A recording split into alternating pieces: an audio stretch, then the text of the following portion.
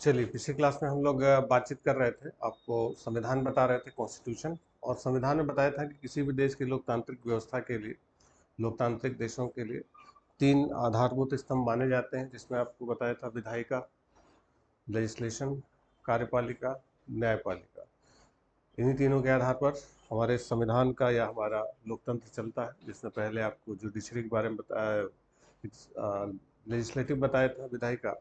और लेजिस्लेशन आपको बताया था कि बड़ा टॉपिक था, इसमें बहुत सारी चीज़ें थी। और इसी में बताया था कि जो लेजिस्लेशन है वो हमारा दो तरीके से काम करता है, केंद्रीय विधायिका सेंट्रल लेजिस्लेशन और राज्य विधायिका स्टेट लेजिस्लेशन। सेंट्रल लेजिस्लेशन में आपको बताया था कि तीन चीज़ें थी, लोकसभा, राज्यसभा और राष्ट्रपति। और जो स्टेट लेजिस्लेशन था उसमें भी वैसे ही थे, जिसमें राज्यपाल, विधानसभा और विधान परिषद। और बताया था कि जैसी सेंट्रल में चीज़ें हैं, मोर और लेस वही चीज़ें उठा के राज्यों में कर दी गई, थोड़े बहुत अंतर के साथ। आपको बताया था आर्टिकल्स में भी डिफरेंस है, कितने का, 89 का डिफरेंस था। और अगर सेंट्रल वाला आर्टिकल आपको याद है तो स्टेट में कुछ खास नहीं है, वो बस आर्टिकल आप जोड़ते चले जाएंगे, सारा आ जाता है। फिर बताया केंद्र शासित राज्य, यूनियन टेरिटरीज अलग से आपको शेड्यूल 1 में बताया था पूरे विस्तार से, कौन कौन से हैं, क्यों बने, क्या क्या उनका सिस्टम है। और फिर बताया कि इनके बीच में एक रिलेशन होता है, संबंध होता है। और रिलेशंस को भी तीन हिस्सों में बांटा गया था। एक आपको बताया था लेजिस्लेटिव रिलेशन, विधायी संबंध, जिसमें कानून बनाने की प्रक्रिया में व्यवस्था दी गई थी। और दूसरा आपको बताया था एडमिनिस्ट्रेटिव रिलेशन, प्रशासनिक संबंध। और तीसरा था फाइनेंशियल रिलेशन, वित्तीय संबंध। वित्तीय संबंध में अलग अलग बताया था कैसे पैसे का लेन देन ये करते हैं। और उसी में आपको 266 267 बताया था। 266 में आपको बताया था क्या था, कंसोलिडेटेड फंड, संचित निधि। और 267 में क्या था, कंटीजेंसी। बताया था कंसोलिडेटेड फंड केंद्र की भी अलग होती है और राज्य की अलग होती है, इन पर इनके अलग अलग विधायकों का नियंत्रण होता है। और बिना बिल पास कराए इससे पैसा नहीं विड्रॉ कर सकते। और जबकि कंटीजेंसी क्या होता है, ये सरकार के ही अंडर में होता है। बताया था पहले से पैसा निकाल के रख देते हैं, जब जरूरत पड़ती है वो सरकार उसके लिए बिल पास कराने की जरूरत, हालांकि उसमें पैसा पहले से बिल पास करा के रख दिया जाता है, तो वो सरकार के पॉकेट खर्च के तरीके से होता है, कि उसके लिए संसद से परमिशन लेने की जरूरत नहीं होती। ठीक। फिर इसमें 280 आपको बताया था वित्त आयोग, फाइनेंस कमीशन। और बहुत सारी चीज़ें बताया था कि स्टेट के टैक्सेस से, राज्य के करों से केंद्र सरकार को छूट मिलती है, और सेंट्रल के टैक्सेस से स्टेट को छूट मिलती है। बताया था रेलवेज की जो प्रॉपर्टी है या जो बिजली का इस्तेमाल करते हैं, उन सबको केंद्र को राज्यों से और राज्यों को केंद्रों से एक दूसरे को छूट मिलती है। तो कई सारे सिस्टम बताए थे आपको। इसी में प्रीवी पर्स आपको बताया था, वो अब क्या किया गया है, खत्म कर दिया गया है। किस अमेंडमेंट से खत्म किया गया था, किस संशोधन से खत्म किया गया था? संशोधन अमेंडमेंट बताया था 26 अमेंडमेंट 1971, कि जो राजा और रजवाड़ों को प्रीवी पर्स जो ब्रिटिश जमाने से मिलता था, सरकार उनको पैसा देती थी पेंशन के रूप में, क्योंकि उनका राज्य लिया गया था, तो पुराने जमाने से व्यवस्था चल रही थी। 1971 से उसको क्या किया गया, खत्म कर दिया गया। कौन सा अनुच्छेद था ये, आर्टिकल कौन सा था, 291। तो 291 अब कॉन्स्टिट्यूशन से क्या किया गया है, डिलीट कर दिया गया है, कि राजे महाराजे जब खत्म हो गए तो उनका प्रीवी पर्स भी अब क्या हो चुका है, खत्म हो चुका है, उसकी जरूरत नहीं है। फिर केसेस के बारे में आपको बताया था कि राज्य भी पार्टी बन सकती है, भारत सरकार, और उस पर आप केस कर सकते हैं, भारत सरकार के नाम से, राज्य सरकार के नाम से भी हो सकता है। चलिए, अब इसके बाद एक लोकतंत्र का आधारभूत हमारा स्तंभ है हमारी न्यायपालिका, जुडिशरी। हेडिंग डाल लीजिए, न्यायपालिका, जुडिशरी। तो जो न्यायपालिका है भारत की, जैसे जब विधायिका आपको बताया था लेजिस्लेशन, तो उसमें बताया था कि दोनों का सिस्टम अलग अलग है, केंद्र का अलग है, राज्य का अलग है। जबकि जुडिशरी की हमारी सबसे बड़ी विशेषता है कि हमारी जो न्यायपालिका है वो इंटीग्रेटेड, एकीकृत न्याय व्यवस्था, लिख लीजिए। भारत में एकीकृत न्याय प्रणाली है, ठीक है। India has system of integrated judicial system. एकीकृत न्याय प्रणाली या एकल न्याय व्यवस्था इसको कहते हैं। तो जो एकल न्याय व्यवस्था है, इंटीग्रेटेड जुडिशियल सिस्टम होता है, इसका मतलब क्या होता है, तो इंटीग्रेटेड जुडिशियल सिस्टम का मतलब क्या होता है कि जैसे आपको लेजिस्लेशन में बताया था कि केंद्र का अलग है, राज्य का अलग है, टॉपिक्स बांट दिए गए हैं, बताया था बंटवारा कर दिया गया है कि सेंट्रल किस लिस्ट पर कानून बनाएगी और स्टेट किस लिस्ट पर कानून बनाएगी। ठीक है, सिस्टम पूरा अलग अलग। जबकि जुडिशरी में क्या होता है कि आप देखेंगे एक ही मुकदमा होता है, निचली अदालत में चला, वहां पर आपको न्याय नहीं मिला तो आप कहाँ जाते हैं? हाई कोर्ट जाते हैं। वहां से न्याय नहीं मिला तो आप सुप्रीम कोर्ट जाएंगे। ठीक, ऐसा तो है नहीं कि सुप्रीम कोर्ट का केस अलग होता है, हाई कोर्ट का अलग होता है, निचली अदालतों का अलग होता है। या कानून है, वही कानून निचली अदालत के लिए है, वही कानून हाई कोर्ट के लिए है, और वही कानून किसके लिए है? सुप्रीम कोर्ट के लिए। तो दोनों के लिए अलग अलग सिस्टम नहीं है, एक के ऊपर एक है। समझ गए? यानी वही निचली अदालत से केस कहाँ गया? हाई कोर्ट में। वही केस कहाँ गया? सुप्रीम कोर्ट में। वही कानून निचली अदालत, वही कानून हाई कोर्ट, वही। तो ऐसा नहीं कि दोनों को अलग अलग किया गया, इसमें एक पर एक व्यवस्था है, जिसमें जो डिस्ट्रिक्ट कोर्ट्स होते हैं, जैसे देश में जितने भी जिले हैं, हर जिले का अपना एक जिला न्यायालय होता है। तो जितने भी डिस्ट्रिक्ट कोर्ट्स होते हैं, जिला न्यायालय होते हैं, उनको कोर्ट कंट्रोल करता है उस स्टेट की हाई कोर्ट। जैसे यूपी में 75 जिले हैं, तो 75 डिस्ट्रिक्ट कोर्ट होंगे। इन 75 डिस्ट्रिक्ट कोर्ट को कंट्रोल कौन करेगा? यूपी का हाई कोर्ट। बिहार के जितने जिले हैं, बिहार का हाई कोर्ट। ठीक, और सारे हाई कोर्ट्स को कौन कर रहा है? Supreme court. यानी सुप्रीम कोर्ट के अंडर में हाई कोर्ट है, हाई कोर्ट के अंडर में डिस्ट्रिक्ट कोर्ट्स। यानी एक के ऊपर एक पूरी व्यवस्था लगी हुई है। तो इसका जो शेप बनता है, वो शेप पिरामिड शेप बनता है। पिरामिड आप देखते हैं कि बेस क्या होता है? चौड़ा होता है। ऊपर केवल एक है, क्या? Supreme court. उसके बाद हर एक राज्य में क्या है? हाई कोर्ट्स है। और हाई कोर्ट्स के अंडर में ढेर सारे क्या है? डिस्ट्रिक्ट कोर्ट्स है। जितने जिले हैं समझ लीजिए कि उतने डिस्ट्रिक्ट कोर्ट। तो एक छोटा सा पिरामिड आप भी बना लीजिए, जिसमें सबसे ऊपर कौन है? उच्चतम न्यायालय। उसके नीचे कौन है? उच्च न्यायालय। और सबसे नीचे कौन है? जिला न्यायालय, डिस्ट्रिक्ट कोर्ट्स। ये प्रत्येक जिले में होते हैं, हर एक डिस्ट्रिक्ट का अपना एक डिस्ट्रिक्ट कोर्ट होगा। ठीक है, तो इसी व्यवस्था को क्या कहा जाता है? इंटीग्रेटेड सिस्टम, एकीकृत न्याय प्रणाली। एक के ऊपर एक सारी व्यवस्था लगी हुई है। कि अब देखिए, सुप्रीम कोर्ट किसको कंट्रोल कर रहा है? हाई कोर्ट्स को।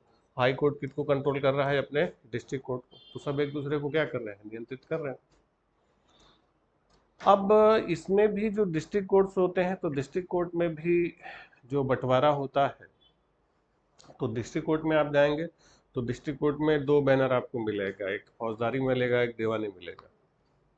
जिला न्यायालय जो होता है, डिस्ट्रिक्ट कोर्ट्स होते हैं, तो डिस्ट्रिक्ट कोर्ट का जो, जैसे सुप्रीम कोर्ट का भी हम लोग बातचीत करेंगे, एक चीफ जस्टिस होता है, हाई कोर्ट का एक चीफ जस्टिस होता है, वैसे जिला न्यायालय का भी मुख्य न्यायाधीश होता है।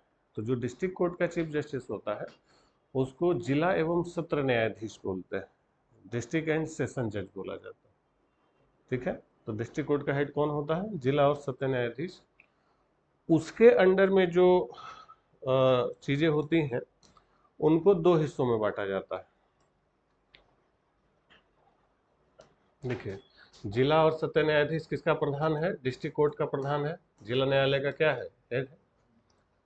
अब इसके अलावा जो दीवानी मामले होते हैं, दीवानी मामले का मतलब सिविल केसेस, सिविल केसेस का मतलब विवाह है तो तलाक है तो लेन देन का मामला है, सक्सेशन है ना, जमीनी विवाद होते हैं, टैक्स का मामला हुआ तो उसको दीवानी बोलते हैं।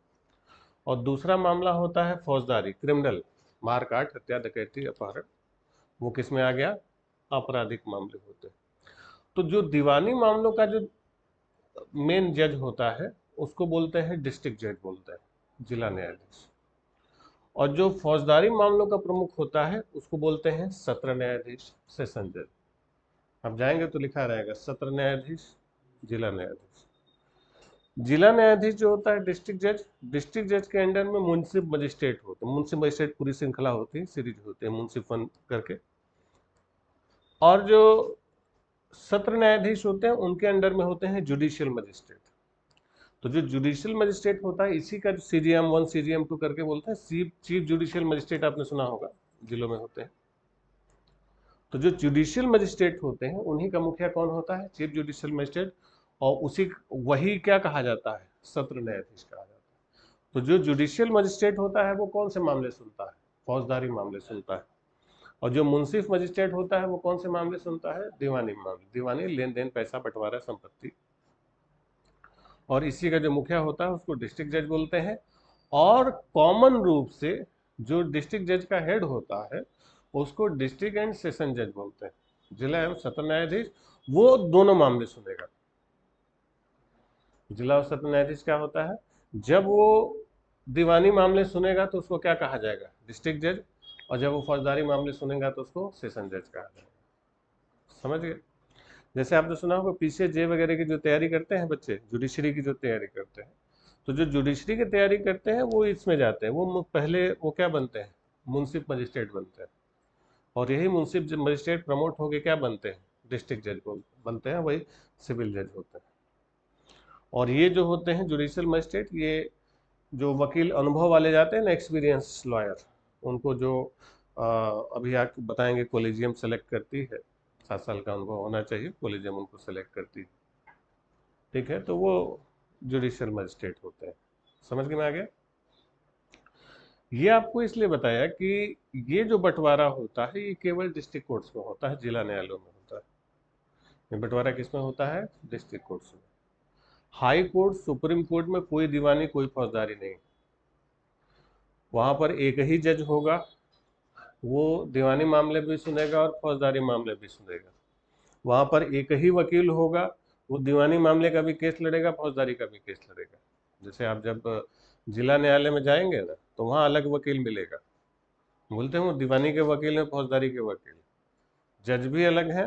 अब जाएंगे बनारस में जो जिला है ना कचहरी, तो लिखा रहता है दीवानी फौजदारी के, समझ गए, तो वो केवल दीवानी वाला देखिए।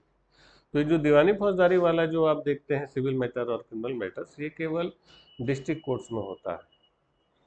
ऊपर वाले में एक ही जज होता है जो सारे मामले सुनता है, हाई कोर्ट में, और वकील भी एक ही होता है, वो सारे मामले देखता है। वहां पर दीवानी फौजदारी का बंटवारा नहीं होता। सेम यही चीज सुप्रीम कोर्ट में भी है, वहां भी इस तरीके का कोई डिवीजन नहीं होता। समझ गए। चाहे तो आप इसको इस तरीके से बना सकते हैं, उसी के नीचे आप बढ़ जाइए, जो जिला न्यायालय है, तो जिला न्यायालय का मुख्य न्यायाधीश कौन है, जिला एवं सत्र न्यायाधीश। अब उसको 2 हिस्सों में बांट लीजिए।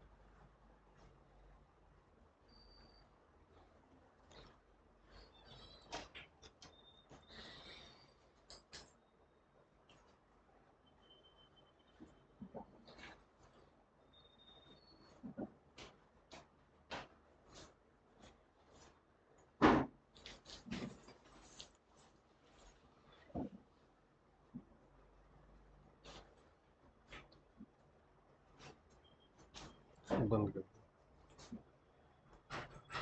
हो गया, समझ गया। तो ये डिवीजन इसलिए बताया कि केवल डिस्ट्रिक्ट कोर्ट में होता है, ऊपर ऐसा कुछ भी नहीं होता, ऊपर सब बराबर होते हैं। क्लियर हुआ।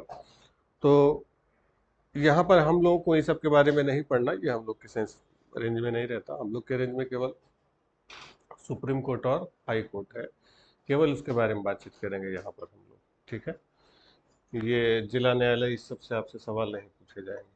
क्लियर? चलिए अब आ जाइए, भाग 5 में है क्या, सुप्रीम कोर्ट, उच्चतम न्यायालय। लिख लीजिए पार्ट 5 भाग 5,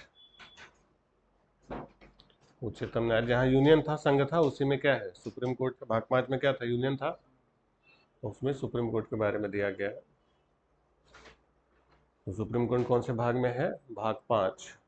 आर्टिकल कहाँ से कहाँ तक है, 124 से 147, 124 टू 147।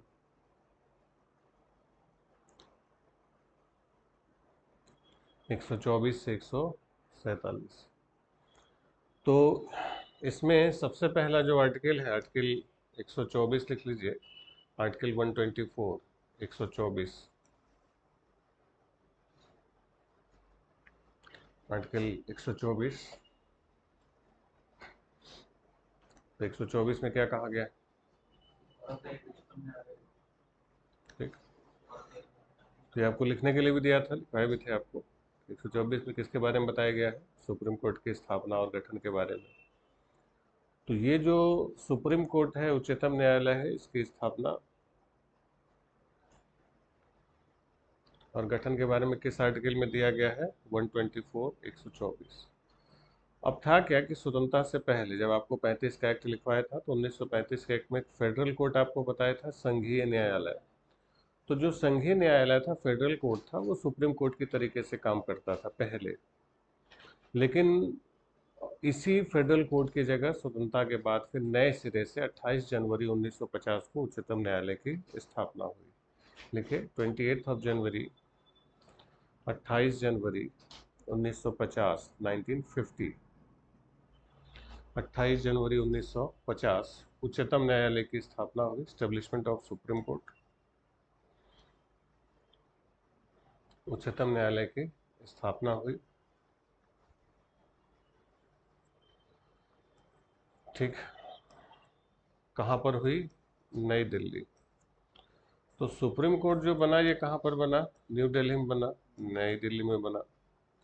अब हमारा जो उच्चतम न्यायालय है, ये नई दिल्ली में है। बिल्कुल सिंपल सी बात है कि उच्चतम न्यायालय कहाँ पर है, न्यू दिल्ली, नई दिल्ली।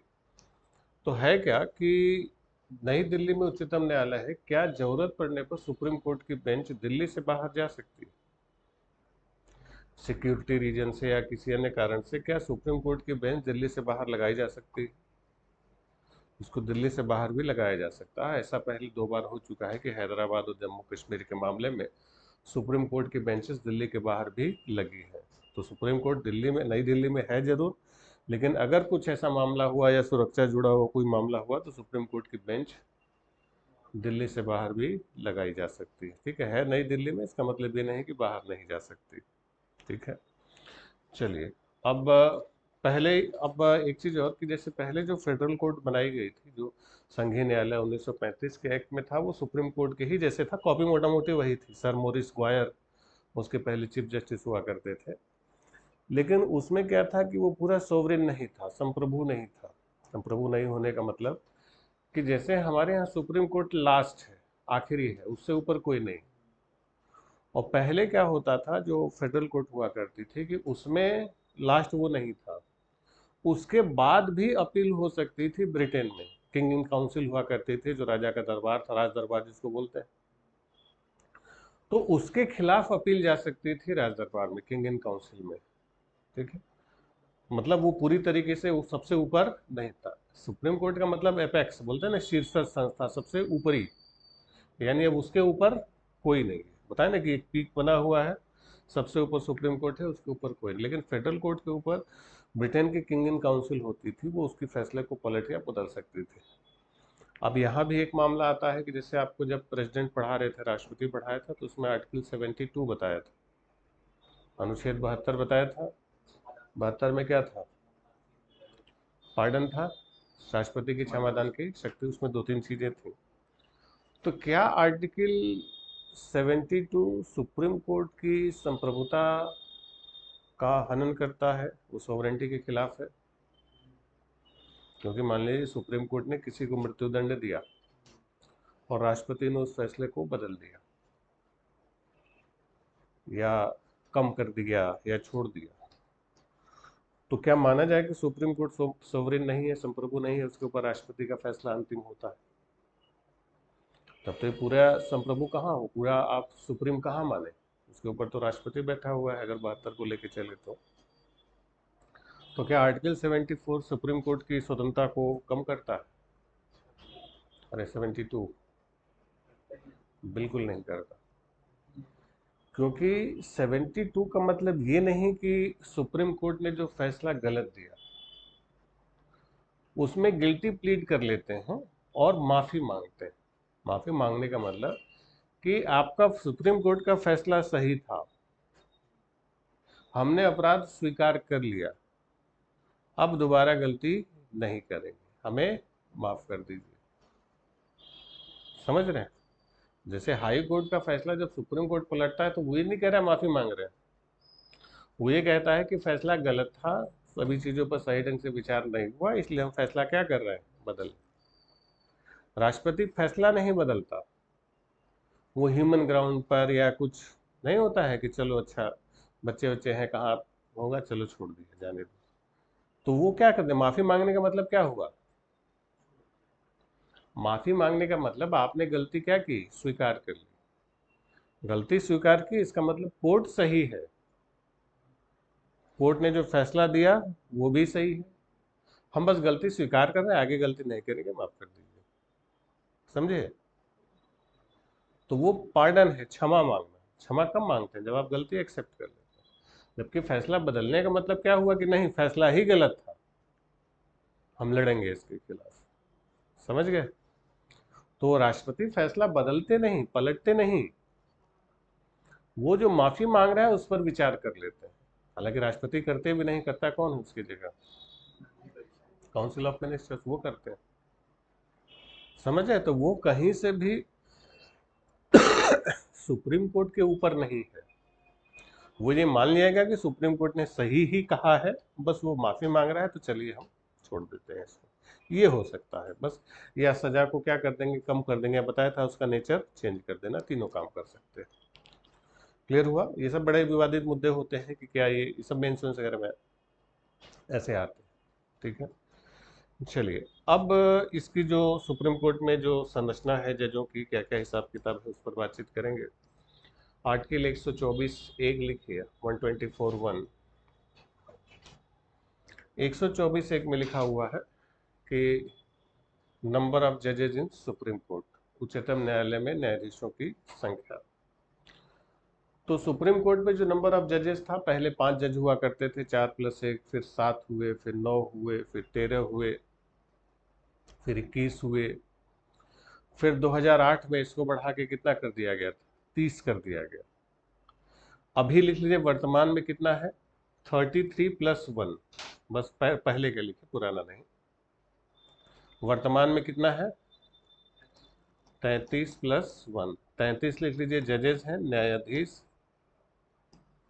और एक क्या है, चीफ जस्टिस। 33 के लिख लीजिए न्यायाधीश यानी जजेस, और एक क्या है, मुख्य न्यायाधीश, चीफ जस्टिस ऑफ इंडिया। तो वर्तमान में कुल कितने हैं, 15 है, ये 2019 से चल रहा है। उसके पहले कितने थे, 24+1 का फॉर्मूला था, ठीक है, 25 हुआ करते थे, उसके पहले 21 थे, उसके पहले 17 थे, 11 थे, ऐसे ऐसे करके बढ़ाते चले गए। ठीक, तो अभी कितने हैं, 33 जजेस हैं और एक चीफ जस्टिस है। अब ये जजेस हैं, इनको किस आधार पर जज बनाएगा, इनका अपॉइंटमेंट कैसे होगा, इनके लिए क्वालिफिकेशन क्या क्या होगी, लिख लीजिए 124(3), 124(3), अनुच्छेद 124(3). तो 124(3) में क्या कहा गया है, न्यायाधीशों की योग्यताएं। हालांकि ये आर्टिकल्स आपको लिखने की जरूरत नहीं है, कि सब 124 में ही आप मान लीजिए, लेकिन हम बताया था ना कि आपको एक्स्ट्रा बस रखे रहिए, इतना नहीं आएगा डिटेल आपको, ये बस एक्स्ट्रा आपको समझा दे रहे हैं, कभी फंसे तो आप निकल सके बाहर उसमें से। तो उसमें जजेस की क्या दी गई है, क्वालिफिकेशन। तो वही कि देखिए सुप्रीम कोर्ट का जज है तो उसके लिए व्यवस्था दी गई है कि उसको हाई कोर्ट्स में कम से कम 5 साल तक क्या होना चाहिए, जज, या 10 साल तक क्या होना चाहिए, लॉयर। ठीक, एक या एक से अधिक हाई कोर्ट में, जैसे मान लीजिए कि हाई कोर्ट के जजों का ट्रांसफर होता है ना 3 साल एक में, ऐसा नहीं किसी एक में कंटिन्यूसली 5 साल होना चाहिए। कितने भी मिला के कुल मिला के जजी करने का अनुभव हाई कोर्ट्स में कितना हो, 5 साल। और लॉयर भी ऐसा नहीं कि एक ही न्यायालय में 10 साल तक रहे, कितने भी वो, बस हाई कोर्ट्स होने चाहिए। तो लिख लीजिए, उच्च न्यायालयों में 5 वर्ष तक न्यायाधीश के रूप में, सर्व एज ए जज for 5 years in high courts. उच्च न्यायालयों में 5 वर्ष तक न्यायाधीश के रूप में, serve as a lawyer for high courts in 5 years। या उच्च न्यायालय में 10 वर्ष तक वकील के रूप में, serve as a lawyer in high courts for 10 years।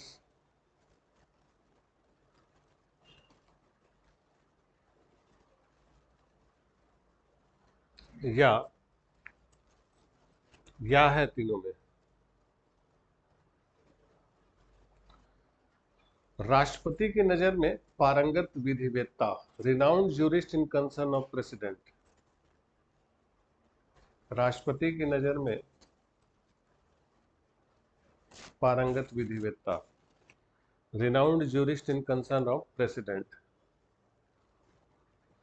या वो राष्ट्रपति की नजर में क्या हो, पारंगत, रिनाउंड ज्यूरिस्ट, ये कॉन्स्टिट्यूशन में ही लिखा हुआ है। जैसे नॉर्मली हम लोग सामान्य भाषा में बोलते हैं ना, विधि विशेषज्ञ, कानून का जानकार, लीगल एक्सपर्ट, इसका आप हिंदी वर्जन कह सकते हैं। रिनाउंड ज्यूरिस्ट का मतलब लीगल एक्सपर्ट या विधि विशेषज्ञ आप कह सकते हैं हिंदी में। पारंगत विधिवेत्ता का मतलब कानून का जानकार हो। ठीक, तो उसको राष्ट्रपति क्या कर सकते हैं, उच्चतम न्यायालय में क्या कर सकते हैं, न्यायाधीश नियुक्त कर सकते हैं। ठीक, तो क्या क्या होना चाहिए, 5 वर्ष तक जज के रूप में, कहाँ पर, हाई कोर्ट्स में, एक या एक से अधिक कोई बात नहीं, या 10 साल तक लॉयर हो, एक या एक से अधिक हाई कोर्ट्स में, या राष्ट्रपति को लगता हो कि वो कोई रिनाउंड जूरिस्ट हो तो उनको किया जा सकता है। हालांकि रिनाउंड जूरिस्ट वाला अलग मामला होता है, वो भी आगे बताएंगे आपको। अब इनकी एज लिमिट लिखिए, आयु सीमा, एज लिमिट। तो एज लिमिट में पहले मिनिमम, तो मिनिमम कोई सीमा नहीं, नो लिमिट्स है। मैक्सिमम कितना है, 65, 65। न्यूनतम कोई सीमा नहीं, अधिकतम कितना है, 65 वर्ष। अब देखिए इसके पहले जितने भी पद आपको बताए थे सब में क्या था, मिनिमम था, मैक्सिमम नहीं होता था। अब तक जितने भी पद हम लोगों ने देखे, यहाँ पर क्या है, मिनिमम नहीं है, मैक्सिमम, इसलिए सबका मिनिमम मैक्सिमम आपको लिखवाते चलना, ध्यान दीजिएगा, हर एक का हम लिखवाए हैं। तो इसमें ध्यान रखिएगा, इसमें मिनिमम नहीं है, मैक्सिमम है, और मैक्सिमम कितना है, 65 साल। फिर लिखे टेन्योर, कार्यकाल। तो टेन्योर कितना है, निश्चित नहीं, no fix tenure. No fix tenure का मतलब कि यानी कार्यकाल निश्चित नहीं है, निश्चित नहीं, ब्रैकेट में लिखिए टिल 65, 65 वर्ष की आयु तक, 65 वर्ष की आयु होने तक। कि जैसे मान लीजिए कि 62 साल की उम्र में जज बने तो कितने साल तक रहेंगे, 3 साल। 50 साल की उम्र में बन गए तो 15 साल। ये जब भी अपॉइंट होंगे 65 तक रहेंगे, समझ गए। इसके पहले जितना भी था ना कि 5 साल है या 5 साल से ज़्यादा है या 6 साल, ऐसा कुछ है, इनका पूरा है कि जब भी अपॉइंट होंगे, क्योंकि मिनिमम एज बार नहीं दी गई है। ठीक है, कोई लिमिट नहीं लिखी गई है, बस मैक्सिमम दिया है 65, यानी जब भी अपॉइंट होंगे 65 वर्ष की आयु तक ये रहेंगे। इसके बाद सैलरी, वेतन। तो वेतन लिख लीजिए, 2,80,000, 2,80,000, 2,80,000, 2,80,000। किसका, मुख्य न्यायाधीश, चीफ जस्टिस का। तो मुख्य न्यायाधीश का वेतन कितना है, 2,80,000। फिर अदर जजेस, अन्य न्यायाधीश का लिख लीजिए, अन्य न्यायाधीश, अदर जजेस, 2,50,000। सैलरी सबकी लिखवाए थे, कहाँ पर लिखवाए थे, शेड्यूल 2 में सबकी सैलरी दी है, तो वहाँ पर अलग से लिखवाए थे कि चीफ जस्टिस कितना पाते हैं, 2,80,000, और बाकी जजेस कितना पाते हैं, 2,50,000। ठीक, चलिए अब इनका अपॉइंटमेंट आ जाइए, नियुक्ति। किसकी? जजेस की। तो नियुक्ति में पहले लिखे चीफ जस्टिस, मुख्य न्यायाधीश, मुख्य न्यायाधीश चीफ जस्टिस, ठीक है। तो चीफ जस्टिस के आगे लिखे बाई प्रेसिडेंट, राष्ट्रपति द्वारा, यानी मुख्य न्यायाधीश की नियुक्ति किसके द्वारा होगी? राष्ट्रपति द्वारा होगी, बाई प्रेसिडेंट। अब मुख्य न्यायाधीश की नियुक्ति राष्ट्रपति करेंगे, राष्ट्रपति किसको करेंगे, किसकी सलाह पर करेंगे? इसमें मंत्रिपरिषद की सलाह नहीं होती। पहले ऐसा होता था कि राष्ट्रपति मंत्रिपरिषद की सलाह पर चीफ जस्टिस को अपॉइंट करते थे। कई बार, एक दो बार ऐसा हुआ कि जो जूनियर जजेस थे उनको बना दिया गया चीफ जस्टिस, क्योंकि वो सरकार के फेवर के लोग थे। तो सरकार ने अपने पक्ष के लोगों को बनाने के लिए, मुख्य न्यायाधीश बनाने के लिए सीनियरिटी को अनदेखा किया और दूसरों को क्या बना दिया गया? Chief justice. राष्ट्रपति को सलाह दी गई, राष्ट्रपति ने कर दिया। तो इस पर कई सारे केसेस हुए, एडवोकेट्स ऑन रिकॉर्ड फॉर जजेस केसेस हुए। तो इन केसेस में सुप्रीम कोर्ट ने फैसला दिया कि चीफ जस्टिस को प्रेसिडेंट अपॉइंट करेंगे जरूर, लेकिन केवल उसी को करेंगे जो सुप्रीम कोर्ट का सीनियर मोस्ट जज हो, वरिष्ठतम न्यायाधीश, सबसे लंबे समय तक जिसने कार्य किया, और किसी को नहीं। तो इसीलिए आप देखिए अगले चीफ जस्टिस का फिक्स हो जाता है कि इसके बाद यही बनने वाले, तो करेंगे राष्ट्रपति, और फिक्स होता है कि ये बने हैं तो जब वो 65 तक रिटायर होंगे तो इतने समय का इनका कार्यकाल होगा, वो पहले ही फिक्स हो जाता है।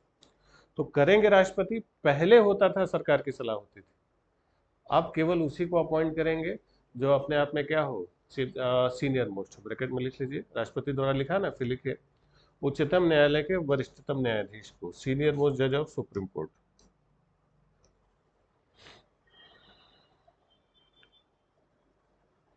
ब्रैकेट में लिख लीजिए उच्चतम न्यायालय के वरिष्ठतम न्यायाधीश को, ब्रैकेट में लिखे 1993 एडवोकेट ऑन रिकॉर्ड बनाम भारत सरकार केस के आधार पर, advocate on record versus government of India. इसी केस के बाद ये फैसला दिया गया था, कब से? 1993 से। ये कहा गया इसी केस के बाद कि राष्ट्रपति किसको मुख्य न्यायाधीश अपॉइंट करेंगे? जो अपने आप सुप्रीम कोर्ट में क्या हो, सबसे सीनियर हो, वरिष्ठतम हो, वही बनेगा चीफ जस्टिस, ठीक है। तो ये तो हो गए मुख्य न्यायाधीश। फिर लिखिए अदर जजेस, अन्य न्यायाधीश, अदर जजेस, अन्य न्यायाधीश। तो अन्य न्यायाधीशों की नियुक्ति कौन करेगा? राष्ट्रपति द्वारा, बाई प्रेसिडेंट। यहां पर किसकी सलाह लेंगे? कोलेजियम की सलाह पर, लिखिए ब्रैकेट में on the advice of collegium, COLLEGIUM, collegium की सलाह पर। यानी अदर जजेस का अपॉइंटमेंट भी प्रेसिडेंट करेंगे, लेकिन किसके एडवाइस पर करेंगे? कोलेजियम की सलाह पर। कोलेजियम, हिंदी में भी कोलेजियम लिख सकते हैं, कोलेजियम की सलाह पर, कोलेजियम की सलाह पर, on the advice of collegium. यानी बाकी चीफ जस्टिस उसको अपॉइंट किया जाएगा कि जो अपने आप में सुप्रीम कोर्ट के चीफ सीनियर मोस्ट हो, और अदर जजेस किसके एडवाइस पर करेंगे? कोलेजियम के एडवाइस पर। हम कोलेजियम क्या होगी, लिख लीजिए, अलग से लिखिए कोलेजियम, देखिए collegium is equal to, collegium बराबर भारत के मुख्य न्यायाधीश chief justice of India, Bharat के मुख्य न्यायाधीश chief justice of India plus उच्चतम न्यायालय के 4 वरिष्ठतम न्यायाधीश, 4 सीनियर मोस्ट जजेस of supreme court, 4 senior most जजेस ऑफ सुप्रीम कोर्ट,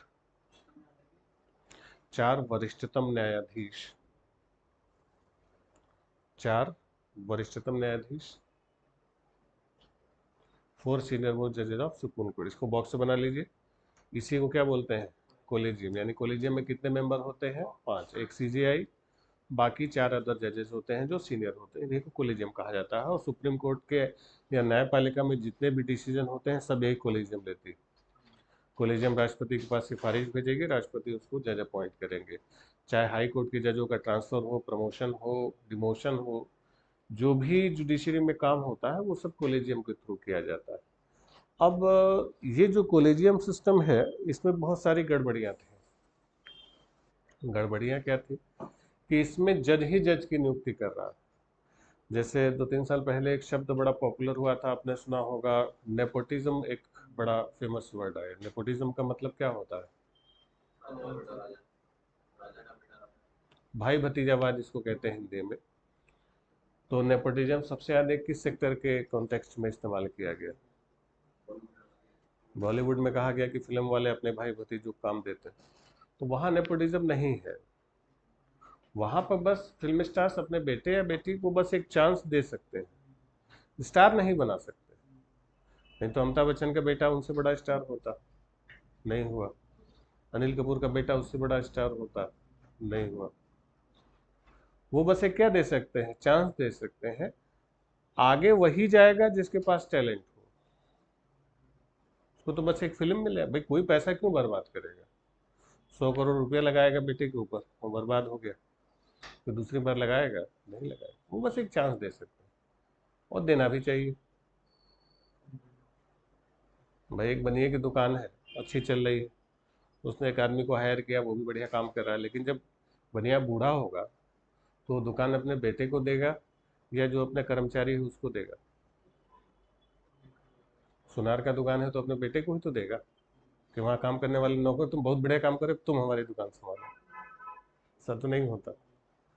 तो भाई वो उनका पैसा है, डुबाए चाहे आग लगावे, उनकी मर्जी। तो ये सब खाली क्योंकि फिल्म से ज़्यादा पॉपुलैरिटी मिल जाती है, टीआरपी मिलती है, तो अखबार वाले चैनल वाले खूब दिखाते हैं, कुछ है नहीं। नेपोटिज्म हमारे यहाँ सबसे ज़्यादा चलता है जुडिशरी में, 100%।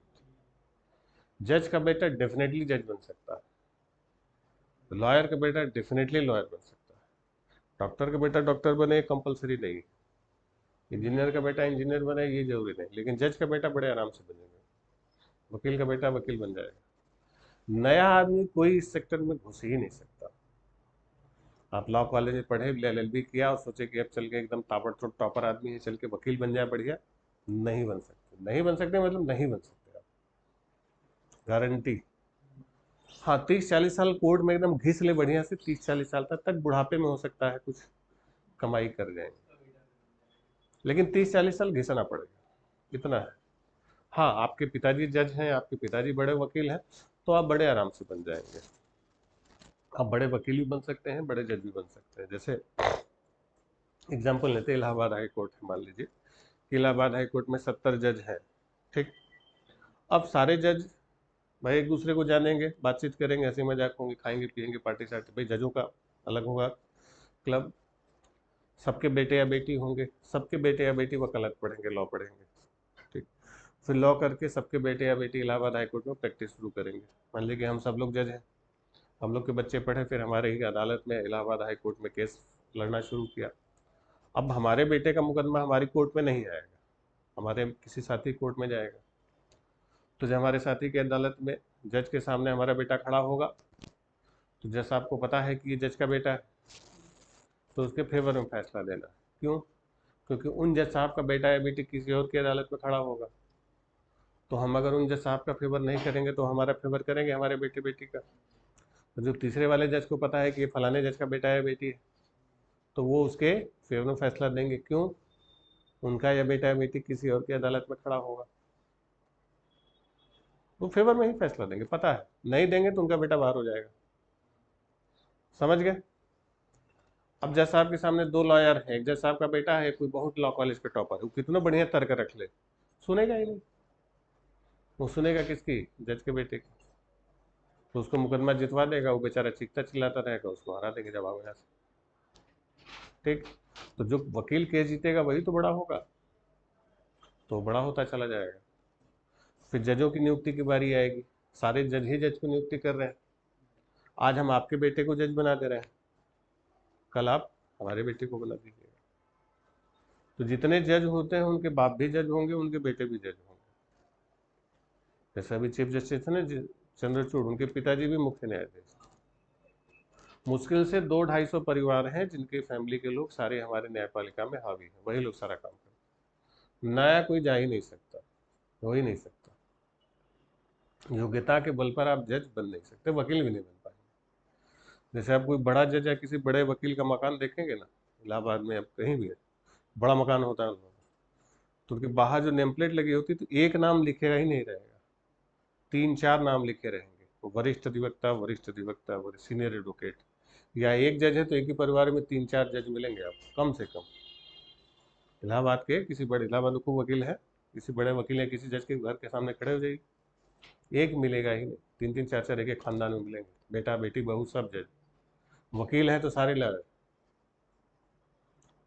कोई अगर सोच रहा है कि हम वकालत करके नए सिरे से लॉ में एंट्री कर रहे हैं और हम आगे बढ़ें, तो अगर कोई आपके खानदान में लॉयर नहीं है तो आप कुछ नहीं कर पाएंगे पूरे जीवन। कितनों बहुत बड़े एक्सपर्ट हो बोले कि अब तो हम सब दाल ही नहीं गले, सब बड़े, क्योंकि वकालत का पेशा शुरुआत से रहा। इतिहास में हम लोग पढ़ते हैं सारे फ्रीडम फाइटर क्या थे, लॉयर थे। गांधी, नेहरू, पटेल, जिन्ना, सी आर दास, मोतीलाल, जवाहरलाल, छोटा मोटा आदमी कोई था ही नहीं, सब वकील थे बड़े बड़े। तो ये शुरुआत से खानदानी पेशा रहा। वल्लभ भाई पटेल के बड़े भाई और बड़े लॉयर, जवाहरलाल नेहरू के पिताजी, सब खानदानी, दादा भाई नौरोजी से लेके शुरू करिए आप। तो सबसे खानदानी पेशा हमारे यहाँ कौन सा है, वकालत का। तो ये जुडिशरी में एक बड़ी समस्या थी कि वकील जज ही जज, इसीलिए 100-200 फैमिली है वही अपॉइंट करते थे। अभी भी ये चल रहा है। मोदी गया, मोदी ने कहा कि सिस्टम को खत्म किया जाए, और इन्होंने 99वां संशोधन किया, 99th अमेंडमेंट, और एक कमीशन बना, आयोग, national judicial appointment commission, NJAC, कि राष्ट्रीय न्यायिक नियुक्ति आयोग, कि सुप्रीम कोर्ट और हाई कोर्ट में जजों की नियुक्ति के लिए आयोग बनाया जाएगा, कमीशन। और वो आयोग क्या करेगा, सुप्रीम कोर्ट में जजों को अपॉइंट करेगा। इसके लिए 2014 में मामला आया और 99वां संशोधन किया गया, 99th अमेंडमेंट, और 99th अमेंडमेंट करके उसको आयोग बना दिया गया। लेकिन मामला सुप्रीम कोर्ट में गया और सुप्रीम कोर्ट ने अपने जुडिशियल रिव्यू की पावर का इस्तेमाल किया। आपको उस दिन विधायिका में कानून बनाना बताया था ना, बड़ा मुश्किल है। लोकसभा से पास होगी तो कौन रोकेगा, राज्यसभा दोनों से पास होगी तो कौन रोकेगा, राष्ट्रपति तीनों से पास हो गया तो कौन रोकेगी, सुप्रीम कोर्ट। सब जगह से पास हो गया, सुप्रीम कोर्ट ने कैंसिल कर दिया कि ना, ये जो आयोग बना ये न्यायपालिका में सरकार के हस्तक्षेप को बढ़ा देगा। अब गवर्नमेंट इंटरफेयर करेगी, भाई सरकार जब जजों को नियुक्ति करेगी, हालांकि उसमें फेयर बनाने की कोशिश की गई थी, लेकिन ये था कि मेजोरिटी सरकार की होगी, तो भाई सरकार किसको जज बनाएगी, अपने लोगों। तो फिर हमारी जो जुडिशरी है वो इंडिपेंडेंट नहीं रह पाएगी, न्यायपालिका स्वतंत्र नहीं रह पाएगी। और एक अच्छे लोकतंत्र के लिए न्यायपालिका का सरकार से स्वतंत्र होना जरूरी है। इसीलिए एनजेसी के प्रोविजन को ही अनकॉन्स्टिट्यूशनल घोषित कर दिया, असंवैधानिक, और इसको समाप्त कर दिया। और फिलहाल कोलिजियम वाला सिस्टम चल रहा है। तो कौन सा सिस्टम ज़्यादा सही है, कोलिजियम सिस्टम या आयोग? कोलिजियम करेंगे तो केवल परिवार रहेगा, आयोग बनाएंगे तो सरकार आ जाएगी। परिवार देश तो अच्छा रहेगा सर, नए लोगों को जैसे जैसे हम लोग, जैसे कोई हुआ है तो उसको पैसे मिलेगा, नहीं मिलेगा है। 40-50 साल घिसेगे तो तुमको थोड़ा फायदा होगा, बच्चों को तुम्हारे ज्यादा फायदा होगा।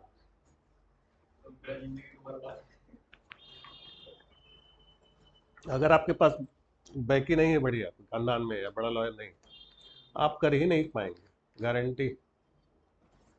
इतने बड़े 30 मार्क खाओ, और जितने बड़े नेता हैं सबके बेटे बेटी, बड़े लीडर्स, बड़े जजों के बेटे बेटी सब वकील। अरुण जेटली से लेके सुषमा स्वराज से लेके सबके खानदान चल रहा है, बड़े बड़े लॉ फर्म में करोड़ों में फीस लेते हैं सब, समझ गया।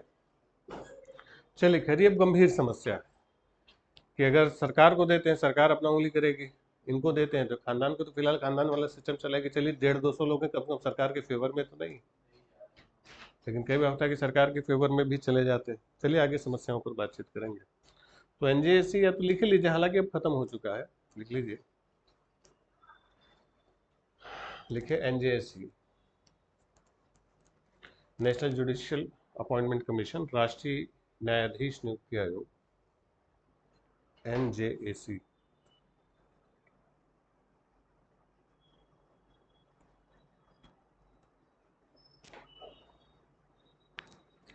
121वां संविधान संशोधन विधेयक था, बिल था, और अधिनियम कौन सा बना? 99वां, 2014 में।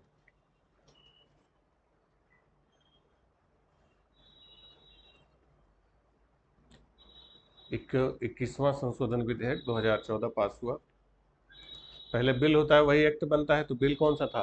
121वां। फिर संशोधन कौन सा हुआ? 99वां, 99th अमेंडमेंट। ठीक, हो गया। अब एनजेएसी में कितने सदस्य होंगे? लिखिए 6 सदस्य। एनजेएसी में कितने मेंबर होंगे? 6 मेंबर्स। कितने सदस्य होंगे? 6।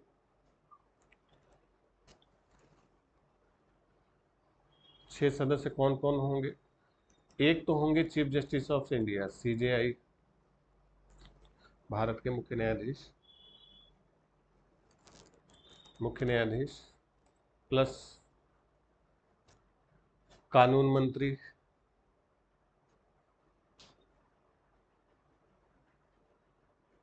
सॉरी, सीजेआई प्लस उच्चतम न्यायालय के 2 वरिष्ठतम न्यायाधीश, 2 सीनियर मोस्ट जजेस ऑफ सुप्रीम कोर्ट।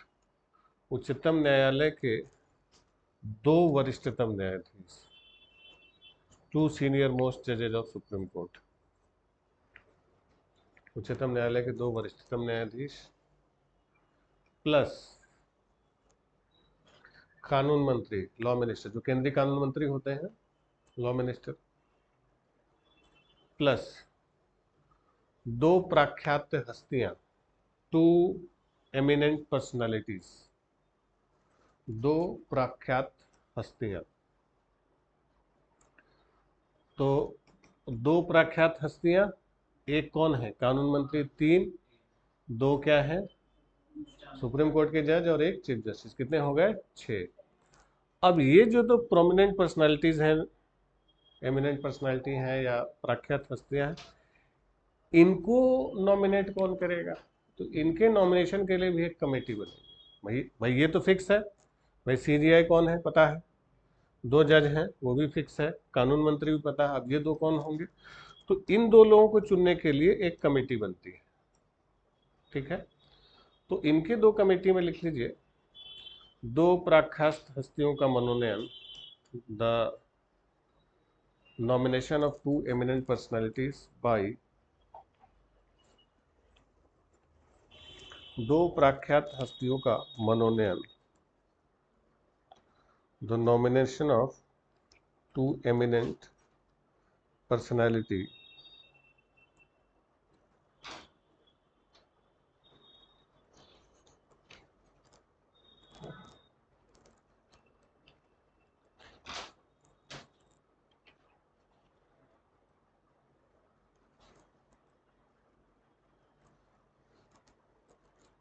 दो प्रख्यात हस्तियों का मनोनयन किसके द्वारा होगा?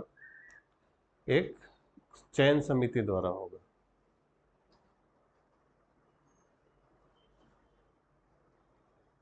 किसके द्वारा होगा?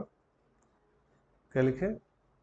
The nomination of 2 prominent personalities, eminent personalities, by A committee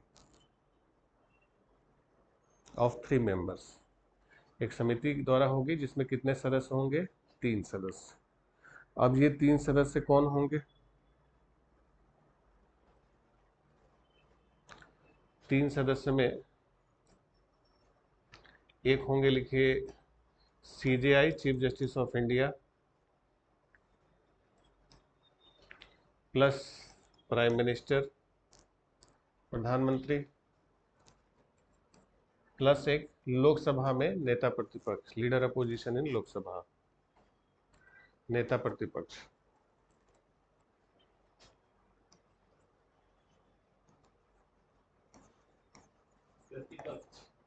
हाँ, नेता प्रतिपक्ष बताया था, अपोजिशन लीडर। अब ऑफिशियली बताया था कि अपोजिशन लीडर के लिए कितने मेंबर होने चाहिए लोकसभा में? अपोजिशन के लिए। अरे नेता प्रतिपक्ष के लिए कितने मेंबर्स होने चाहिए? 1/10, 1/10 लिखवाए थे। लीडर अपोजिशन के लिए 1/10 या उससे अधिक सदस्य होने चाहिए, तभी लीडर अपोजिशन का स्टेटस मिलता है। वो बताया था कि कैबिनेट मिनिस्टर के बराबर की रैंक रखते हैं। तो जो नेता प्रतिपक्ष होते हैं, लीडर अपोजिशन होते हैं, उनके लिए ये सिस्टम होना चाहिए। लेकिन अगर मान लीजिए जैसे 2 बार से बताया था कि लीडर अपोजिशन नहीं है, 2014 में भी नहीं बना, 15 में, तो जो भी लोकसभा की सबसे बड़ी पार्टी होगी उसका जो चेयरमैन होगा वही इसमें शामिल होगा। ठीक है, कि जो सबसे बड़ा दल होगा उसी का नेता इसमें शामिल होगा, यानी 3 सदस्य होंगे। क्लियर? तो इसमें से भी सरकार का ही एक प्रधानमंत्री है, और इधर कौन है, एक लॉ मिनिस्टर। अब 2, 1, 3 किसके हो गए, सरकार की तरफ के लोग हो गए। न्यायपालिका में एक भी जज को तोड़ के अपनी तरफ मिला लिया तो सरकार फिर काम कर जाएगी अपना। समझ गए? हालांकि इसमें कहा गया कि अगर इन 3 में से कोई 2 सदस्य मना करेंगे तो जजों का अपॉइंटमेंट नहीं हो सकता, ये कहा गया। लेकिन 2015 में एनजेएससी को सुप्रीम कोर्ट ने क्या किया, असंवैधानिक घोषित कर दिया, और फिर से कौन सा सिस्टम लागू कर दिया, कोलेजियम सिस्टम, कि अभी एनजेएससी के प्रावधान को समाप्त कर दिया गया है। तो वर्तमान में जजों की नियुक्ति कैसे होती है, कोलेजियम से। लिख लीजिए 2015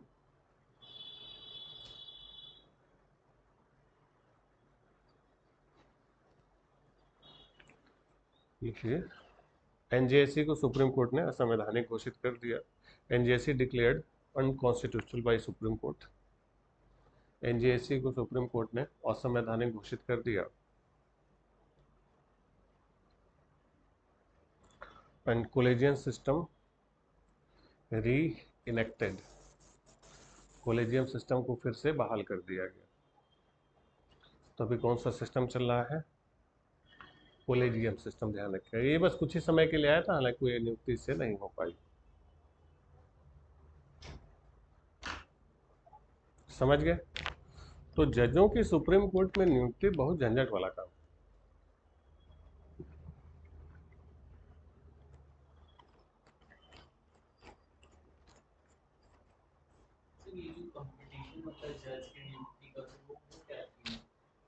वही बताए, पीसीएस जेक वाली जो नियुक्ति होती है, मुंसिफ जज बनते हैं। जिला न्यायालयों में जो सिविल जज होते हैं, मुंसिफ मजिस्ट्रेट, शुरुआत वही बताया ना कि जो पीसीएस जे वाले कंपटीशन में जाते हैं वो मुंसिफ मजिस्ट्रेट बनते हैं, वो डिस्ट्रिक्ट कोर्ट के लिए होता है। तो पीसीएस जे स्टेट वाइज होता है, यूपी का अलग होगा, एमपी का अलग होगा, बिहार का अलग, वो अलग अलग स्टेट वाइज होता है। तो वो जिला न्यायालयों में होते हैं। मुंसिफ पीसीएस जे वाले मुंसिफ मजिस्ट्रेट बनते हैं। समझ गए? तो जजों की नियुक्ति एक बहुत बड़ा कॉन्फ्लिक्ट है हमारे संविधान में। क्लियर है? चलिए अब आ जाइए, इनका हटाया जाना, रिमूवल। हटाया जाना बड़ा मुश्किल है, तो इनको जो हटाने की प्रक्रिया इसी 124 में दी गई, लिखे रिमूवल ऑफ जजेस, जजों का हटाया जाना।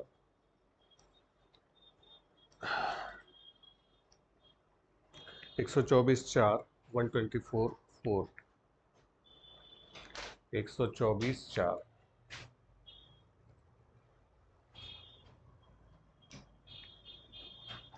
124(4) में किसको हटाया जाता है, सुप्रीम कोर्ट के जजों को हटाया जा सकता है।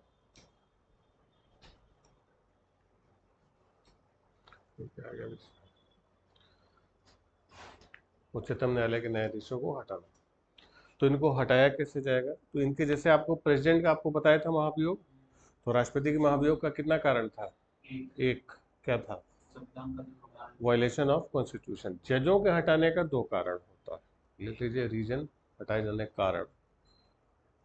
पहला लिख लीजिए, प्रूव्ड मिसबिहेवियर, सिद्ध कदाचार या साबित कदाचार, साबित कदाचार, प्रूव्ड मिसबिहेवियर या सिद्ध कदाचार। और दूसरा है इन कैपेसिटी या इनकैपेबिलिटी, कार्य करने में असमर्थता, इनकैपेबिलिटी, कार्य करने में असमर्थता। यानी प्रूव्ड मिसबिहेव, यानी उन्होंने कुछ गड़बड़ काम किया और वो क्या हो चुका है, सिद्ध हो चुका है, और दूसरा वो कार्य करने में सक्षम नहीं है। कार्य करने में सक्षम नहीं रहे कि मतलब दिमाग खराब हो गया, पागल हो गया है, लकवा मार गया है, ठीक है, सही ढंग से काम नहीं कर रहा है, तो फिर उनको उनके पद से हटाने की प्रक्रिया शुरू होती है। और ये भी प्रक्रिया जैसे राष्ट्रपति की है कुछ कुछ वैसे ही है। प्रस्ताव संसद के किसी भी सदन में आ सकता है। यदि राज्यसभा में आता है तो 50 और लोकसभा में आता है तो 100 सदस्यों का समर्थन होगा। लिख लीजिए, हटाने का प्रस्ताव किसी भी सदन में आ सकता है।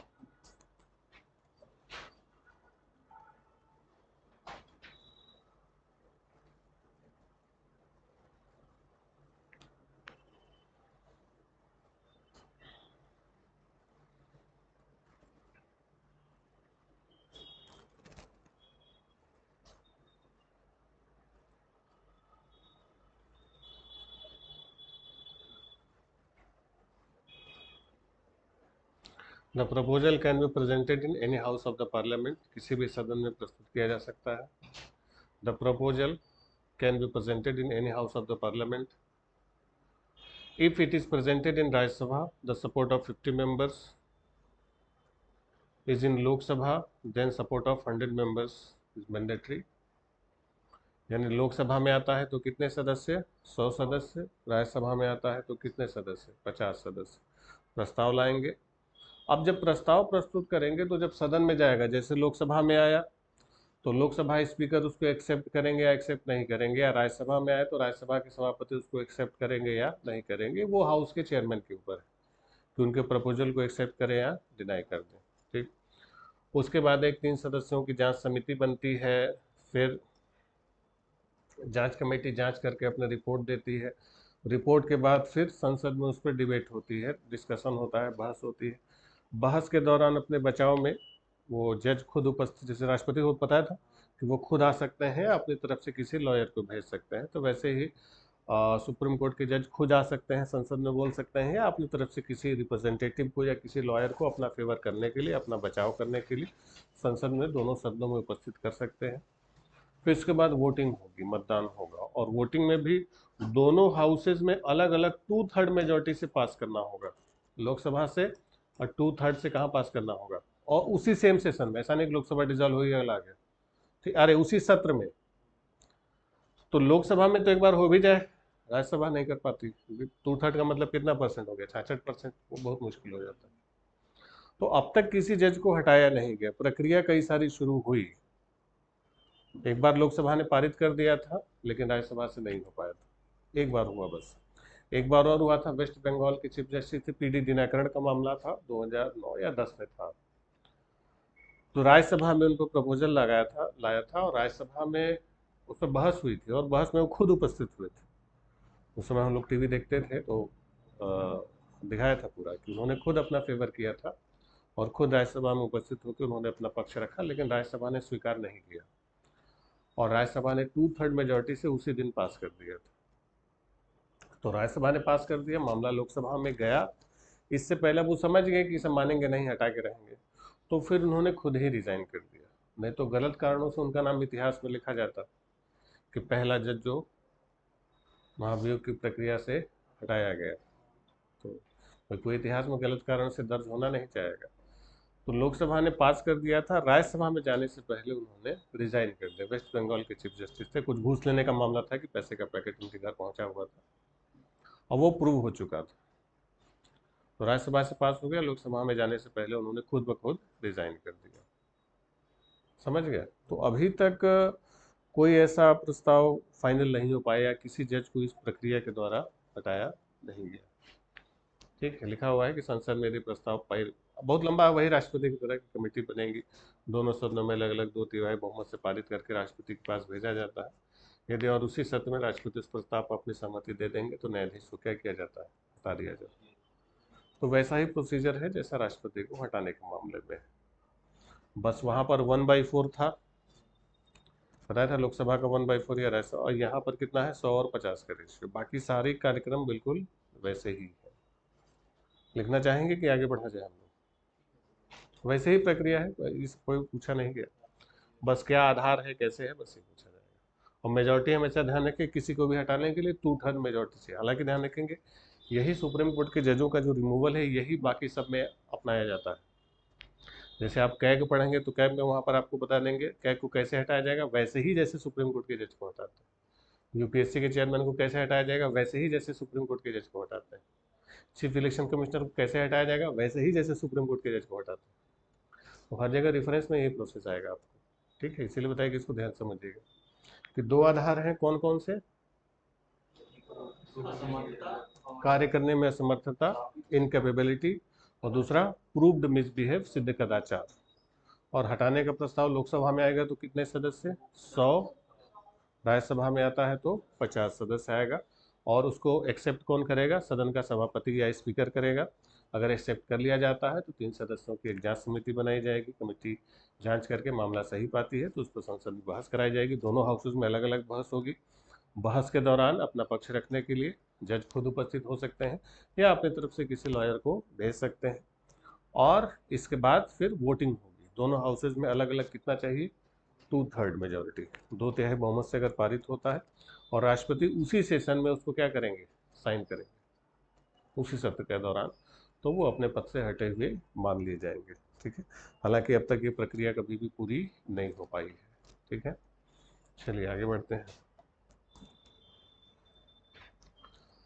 हम आ जाते हैं इनका ओथ, शपथ। शपथ हालांकि सब पहले आपको लिखवा चुके हैं कि शेड्यूल 3 में जो बताया था कि शपथ है वही सब है। तो उसी के अकॉर्डिंग इनका क्या होता है, शपथ होता है।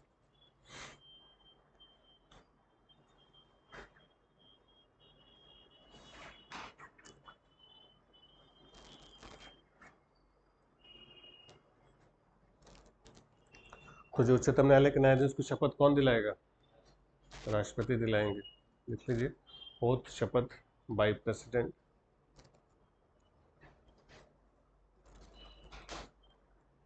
शपथ किसके द्वारा, राष्ट्रपति के द्वारा। ब्रैकेट में लिखिए अकॉर्डिंग टू शेड्यूल कौन सा, 3, अनुसूची 3 के अनुसार।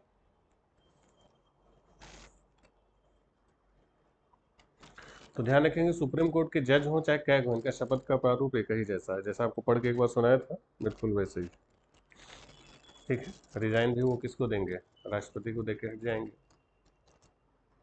और शपथ किस बात के लेते हैं, संविधान के प्रति सच्ची श्रद्धा और निष्ठा।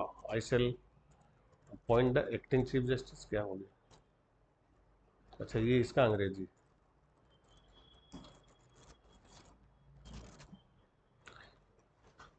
ये इसका अंग्रेजी नहीं है, ठीक है, ये इसका अंग्रेजी, ठीक है। चलिए खैर, अब इसमें कुछ अलग अलग अनुच्छेद हैं, एक एक करके उन अनुच्छेदों को हम लोग देख लेंगे। लिखे अनुच्छेद 126, 126,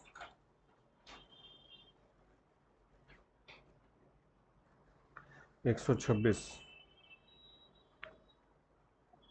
तो 126 में क्या है, कार्यकारी मुख्य न्यायाधीश की नियुक्ति, ठीक है। Appointment of acting chief justice, लिख लीजिए, कार्यकारी मुख्य न्यायाधीश की नियुक्ति, appointment of acting chief justice, कार्यकारी मुख्य न्यायाधीश की नियुक्ति।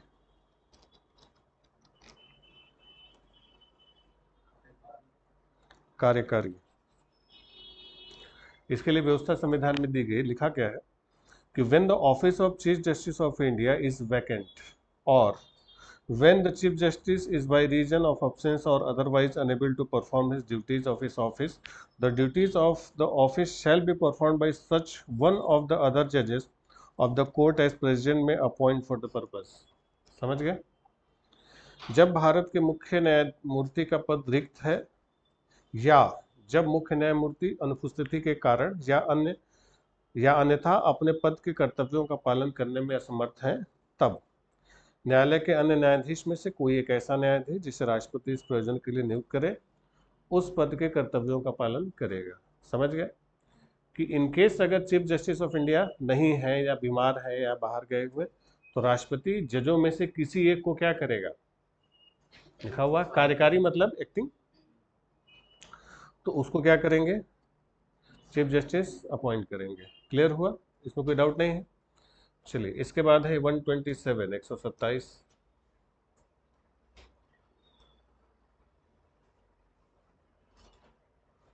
एडहॉक जजेस।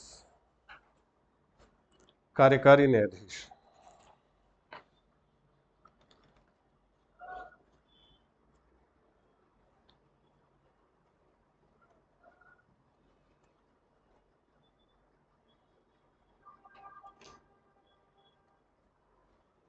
कार्यकारी न्यायाधीश का मतलब कि अगर कोई ऐसी कंडीशन आती है, कुछ जजेस न्यायाधीश रिटायर हो गए या कुछ का कार्यकाल पूरा हो गया या किसी की तबीयत खराब नहीं है और काम करने के लिए मिनिमम कोरम हो, कोरम का मतलब एक मिनिमम जजेस की उपस्थिति होनी चाहिए, अगर वो पूरा नहीं हो पा रहा है तो राष्ट्रपति उस कंडीशन में किसको अपॉइंट करता है? एडहॉक जजेस को अपॉइंट करता है, तदर्थ न्यायाधीशों को नियुक्त करता है। ठीक है, एडहॉक जजेस में जनरली जो रिटायर्ड जज होते हैं उनको राष्ट्रपति क्या करते हैं? अपॉइंट कर देते हैं। लिख लीजिए, इन केस ऑफ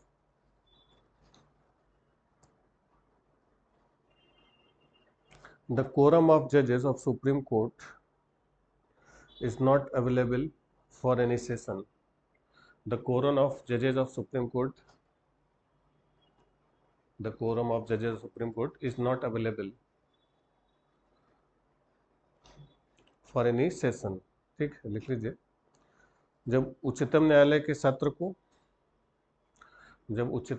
सत्र को चालू रखने के लिए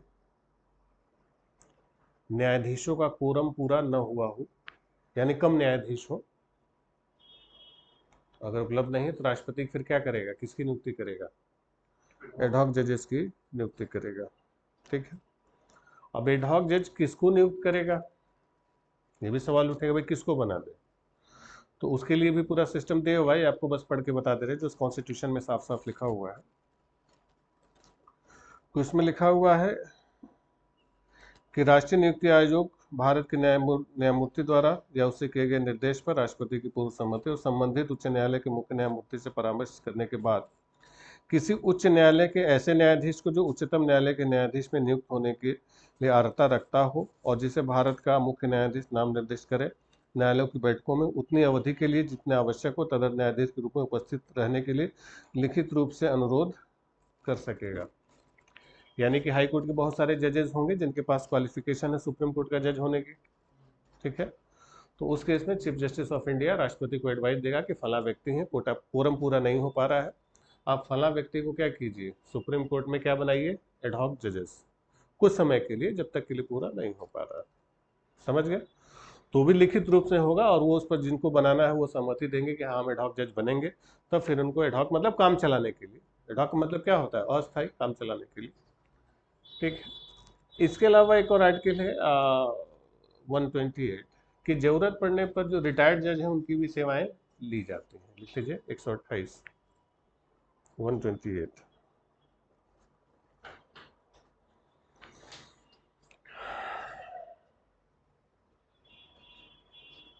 देखिए, अटेंडेंस ऑफ रिटायर्ड जजेस at sitting of the supreme court, उच्चतम न्यायालय की बैठकों में सेवानिवृत्त न्यायाधीशों की नियुक्ति आवश्यकता पड़ने पर यह होता है।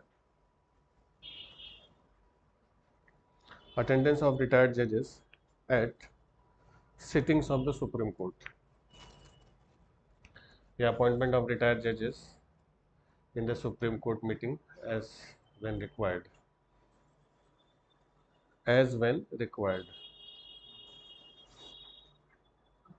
जरूरत पड़ने पर, कि अगर जरूरत पड़ेगी तो इसमें लिखा हुआ है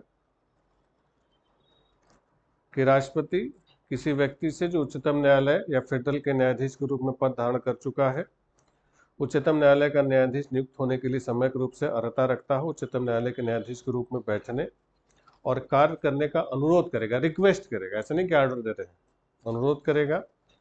और प्रत्येक ऐसा व्यक्ति जिससे इस प्रकार का अनुरोध किया जाता है इस प्रकार बैठने और कार्य करने के दौरान ऐसे सभी वक्तों का आग्रह होगा जो राष्ट्रपति आदेश द्वारा अवधारित करे और उसको उस न्यायालय के न्यायाधीश के रूप में सभी अधिकारिता, शक्तियां, विशेषाधिकार होंगे, किंतु उससे अन्यथा उस न्यायालय का हालांकि वो जज नहीं माना जाएगा।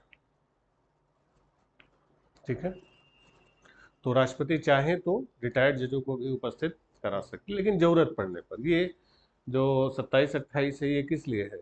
जरूरत पड़ने पर, कि कम जजेस हैं या अचानक से मौत हो गई, कोरम पूरा नहीं हो पा रहा है, सीटें खाली हैं, तो काम चलाने के लिए व्यवस्था दी गई।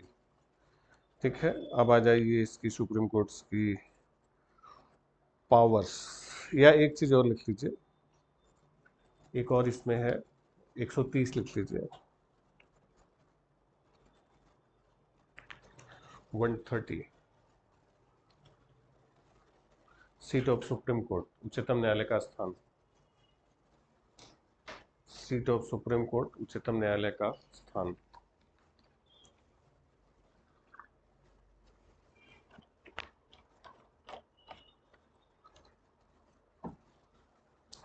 ये जो आपको लिखवाया है कि सुप्रीम कोर्ट हमारा कहाँ पर है, दिल्ली में है, तो दिल्ली में है, ये किस आर्टिकल में बताया गया, 130 में कहा गया है कि उच्चतम न्यायालय की सीट कहाँ पर है, दिल्ली में है।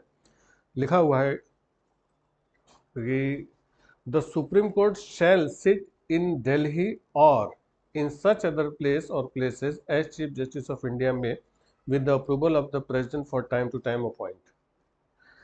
यानी कि उच्चतम न्यायालय दिल्ली में अथवा ऐसे अन्य स्थानों में अधिविष्ट होगा जिन्हें भारत का मुख्य न्यायमूर्ति राष्ट्रपति के अनुमोदन से समय समय पर नियत करे। क्लियर हुआ कि दिल्ली में है, अगर जरूरत पड़े, जैसे बताया कि हैदराबाद और श्रीनगर में 2 बार शिफ्ट किया गया, लेकिन रहेगा दिल्ली में। ये किस आर्टिकल में कहा गया है, 130 लिख लीजिए इसमें। उच्चतम न्यायालय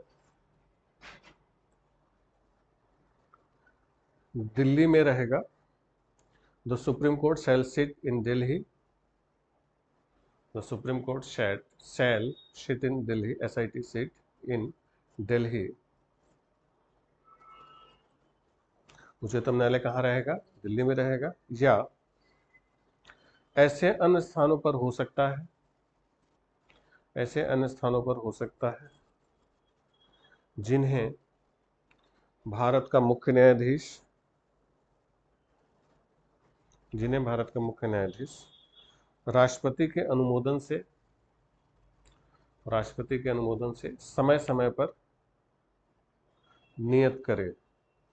क्या लिखे, दिल्ली और in such other place as the CJI of India, as CJI of India में, MAY में, comma, with the approval of president, with the approval of president,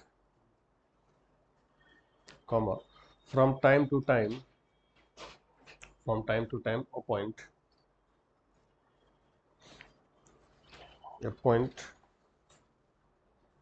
ठीक है, कि जिसको समय समय पर राष्ट्रपति क्या करे, राष्ट्रपति की सलाह पर कौन नियत करेगा, CJI करेगा। ठीक है, ये किस आर्टिकल में कहा गया है, 130 में। सुप्रीम कोर्ट का प्लेस दिया गया है कि सुप्रीम कोर्ट कहाँ पर है, दिल्ली में।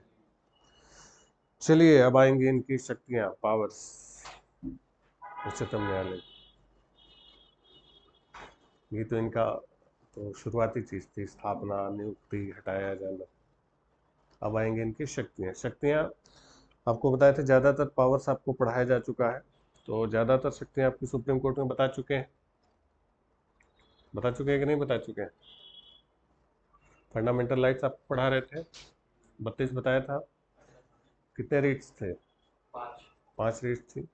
राष्ट्रपति आपको प्रेसिडेंट पढ़ाया था 143, 143 था। 143 में क्या था, एडवाइजरी पावर थी, कि राष्ट्रपति सुप्रीम कोर्ट से क्या करेंगे, एडवाइस लेंगे जरूरत पड़ने पर। और सुप्रीम कोर्ट राष्ट्रपति को क्या करेगा, एडवाइस करेगा। जब सुप्रीम कोर्ट राष्ट्रपति को एडवाइस करेगा तो राष्ट्रपति सुप्रीम कोर्ट की एडवाइस मानेंगे या नहीं मानेंगे, मानने के लिए बाध्य नहीं होंगे। ये सब आपको पढ़ा चुके हैं, ठीक। पुराना आप पढ़िए, नहीं तो अब खत्म होने जा रहा है सब कुछ। चलिए लिखिए आर्टिकल 129, 129, 129 आपको लिखने के लिए दिया है, आप देख के लिखिए 129 में क्या है।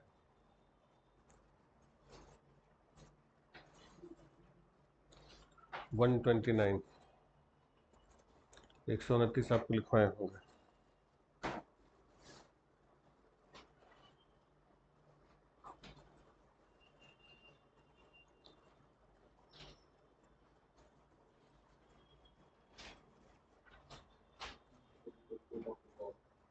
हम्म,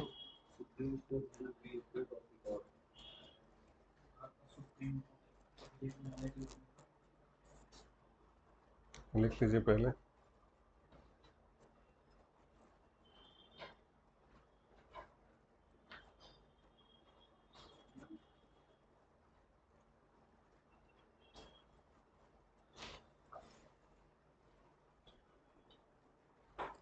उच्चतम न्यायालय क्या है? एक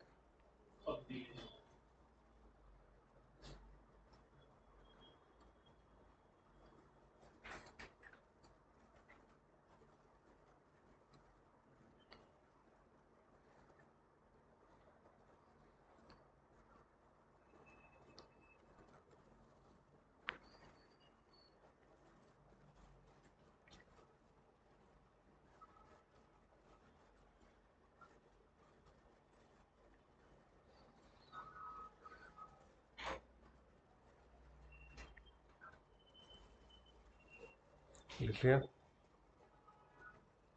तो क्या लिखा है 129 में? To be a court of record, अभिलेख न्यायालय। अभिलेख न्यायालय का मतलब क्या होता है कि जो सुप्रीम कोर्ट के फैसले होंगे, जो सुप्रीम कोर्ट के फैसले होंगे वो डॉक्यूमेंटेड होते हैं। डॉक्यूमेंटेड का मतलब वो लीगल डॉक्यूमेंट होंगे, कानूनी दस्तावेज होंगे, और उसको रिकॉर्ड के लिए रखा जाता है, और वो लीगल डॉक्यूमेंट होते हैं। और निचली अदालतों में, अभी आगे आपको बताएंगे, उनके फैसले पूरी तरीके से मैंडेटरी होते हैं, बाध्यकारी होंगे। कोई भी कोर्ट उसको मना नहीं कर सकता कि जैसे मान लीजिए किसी मामले में सुप्रीम कोर्ट ने फैसला दिया कि कोई चोरी की सजा है, उसमें 6 महीने की सजा दे दी। जो सुप्रीम कोर्ट ने सजा दिया, जो फैसला दिया, वो निचली अदालत में कानून के तरीके से लिया जाएगा। वो क्या माना जाएगा? कानून के तरीके से लिया जाएगा, और उसको कानून के तरीके से ही उसको लागू करेंगे। कोई भी कोर्ट उसको इनकार नहीं करेगा, और वो डॉक्यूमेंट के तरीके से, लीगल डॉक्यूमेंट के तरीके से इस्तेमाल कर सकते हैं। ठीक है। तो कोर्ट ऑफ रिकॉर्ड का मतलब क्या हुआ कि जो भी इनके फैसले हैं वो क्या है, सभी निर्णय, जो भी ऑर्डर दिया, जो भी आदेश दिया, निर्देश दिया, वो पूरी तरीके से डॉक्यूमेंट, लीगल डॉक्यूमेंट माने जाते हैं। और निचले अदालतों में जैसे हाई कोर्ट वगैरह में जब बहस होती है, तो हाई कोर्ट की जो बहस, डिस्कशन, डिबेट होती है, उसमें जो वकील होते हैं उसमें सुप्रीम कोर्ट के फैसलों की नज़ीर दी जाती है कि सुप्रीम कोर्ट ने इस मामले में ये फैसला दिया, सेम वही चीज़ यहाँ भी है, तो यहाँ भी वही फैसला दिया जाए। और जज, हाई कोर्ट का जज सुप्रीम कोर्ट के फैसले को डिनाई नहीं कर सकता कि जो फैसला दिया गया है उसी को आधार माना जाएगा। और वकील, आप देखते हैं ना, वकील पढ़ते बहुत हैं, वही लोग के पास किताबें बहुत होती हैं, तो वो और कुछ नहीं, फाइलें बहुत होती हैं, तो वो सब फैसलों की नज़ीर दी जाती है सुप्रीम कोर्ट की। तो वो बिल्कुल डॉक्यूमेंट के रूप में रखे जाते हैं।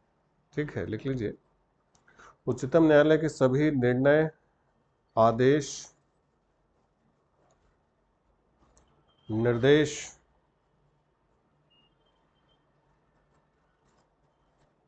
सभी निर्णय, आदेश, निर्देश आदि स्थायी स्मृति में सुरक्षित रखे जाते हैं, स्थायी स्मृति में सुरक्षित रखे जाते हैं, ताकि सभी अधीनस्थ न्यायालय, सभी अधीनस्थ न्यायालय उन्हें पूर्व उदाहरणों के रूप में प्रस्तुत कर सकें। न्यायालय उन्हें पूर्व उदाहरणों के रूप में प्रस्तुत कर सकें।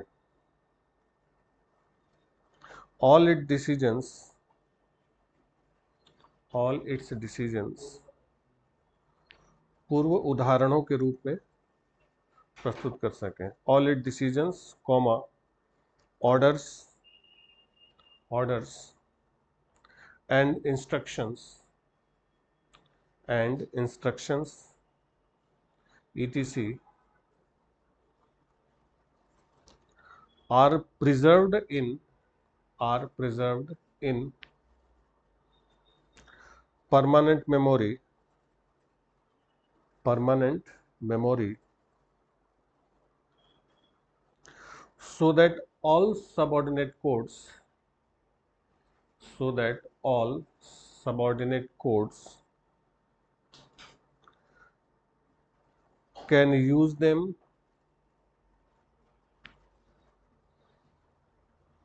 can use them as precedents, precedents, precedents पूर्व उदाहरणों के रूप में क्या किया है, प्रस्तुत कर सकते हैं। ठीक। दूसरी बात इसी 129 की एक और खास बात है कि इसमें कहा गया है कि सुप्रीम कोर्ट केवल फैसले ही नहीं देगा, अपने फैसलों को लागू भी कराएगा। यानी उसको फैसला देने के साथ साथ अपने फैसलों को लागू कराने की भी शक्ति होती है। लागू कराने की शक्ति का मतलब है कि सुप्रीम कोर्ट फैसला देगी और उसको मानना पड़ेगा। अगर किसी ने उस फैसले को नहीं स्वीकार किया, नहीं लागू किया, तो सुप्रीम कोर्ट को अपनी अवमानना के संबंध में दंड देने का अधिकार है। Power to punish for contempt of itself. किसी को आपने सुना होगा न्यायालय की अवमानना के संबंध में दंड मिला, कंटेम्प्ट ऑफ कोर्ट जिसको कहा जाता है, वो इसी 129 में। लिख लीजिए, उच्चतम न्यायालय को अपनी अवमानना के संबंध में दंड देने का अधिकार है। Supreme court have to power, supreme court have to power to contempt for to punish, have to power to punish for contempt of itself. अपनी अवमानना के संबंध में कौन सा अधिकार है? दंड देने का अधिकार। हाँ, न्यायालय को नहीं, जो भी फैसला नहीं मानेगा। तो अपनी अवमानना के संबंध में कैसा अधिकार है? दंड देने का अधिकार। Power to punish for contempt of self. ठीक। अगला लिख लीजिए आर्टिकल 141। आपको बताया था 141 जो भी सुप्रीम कोर्ट के फैसले होंगे वो क्या होंगे? अबाध्यकारी होंगे सभी अदालतों पर। जो दिया वो मानना है। Law declared by supreme court to be binding on all courts. सभी न्यायालय उसको क्या करेंगे? स्वीकार करेंगे, बाइंडिंग होगा।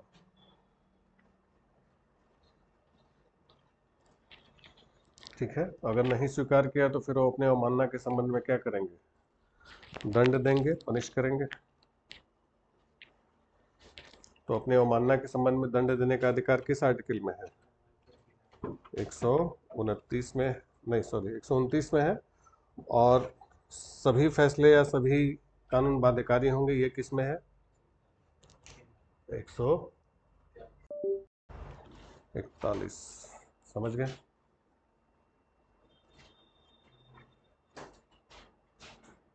क्या हो गया भाई?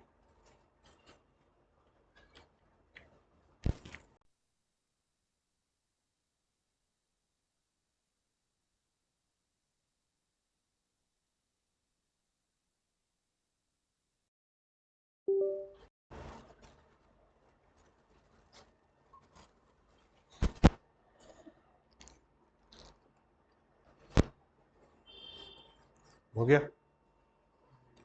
क्लियर हो गया? चलिए फिर लिख ले 143। 143, 143 क्या है? ये आपको जब राष्ट्रपति पढ़ाए थे तो आपको पढ़ाया था कि power of president to concern supreme court, उच्चतम न्यायालय से परामर्श करने की राष्ट्रपति की शक्ति। कि power of president to concern supreme court, कि राष्ट्रपति जरूरत पड़ने पर सुप्रीम कोर्ट से क्या कर सकते हैं? सलाह ले सकते हैं, कंसर्न ले सकते हैं। और जो सुप्रीम कोर्ट की सलाह होगी वो राष्ट्रपति के लिए क्या होगी? बाध्यकारी होगी या नहीं होगी? बाइंडिंग नहीं होगी। लिखिए, उच्चतम न्यायालय की सलाह राष्ट्रपति के लिए बाध्यकारी नहीं होती। Advice of supreme court is not binding on president. उच्चतम न्यायालय की सलाह राष्ट्रपति के लिए बाध्यकारी नहीं होगी। ठीक है। थक गए क्या तुम लोग? नहीं थके? इंटरेस्टिंग। तो सोचे शनिवार तक कुछ पढ़ ही लो तुम लोग ठीक से, ताकि टेस्ट में पूछा जाएगा तो क्या लिखेंगे? है ना, ऑब्जेक्टिव है। तुम्हें शर्म तो आएगी ना? भाई नंबर कम आएंगे तो शर्म आएगी कि नहीं आएगी?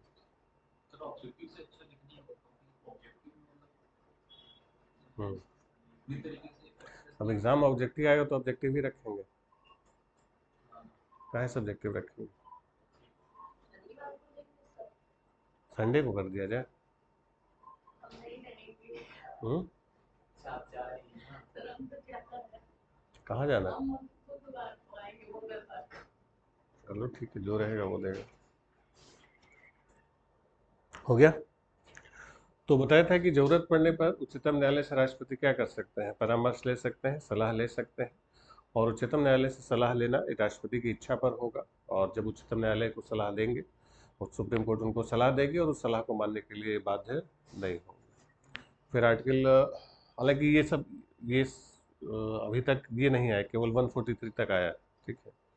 वो जो एडहॉक जजेस वगैरह है ये सब नहीं आते, बस आपको बस लिखवा दे रहे हैं कि आप इसको जानते हैं। जैसे 146 वगैरह नहीं आता कि उच्चतम न्यायालय के अधिकारी, सेवक तथा वह officers and servants of this precedence की, सुप्रीम कोर्ट अपने आप में स्वतंत्र है, इसलिए सुप्रीम कोर्ट को ये पावर दी गई है कि वो अपने कर्मचारियों की भर्ती खुद करेंगे, ठीक है।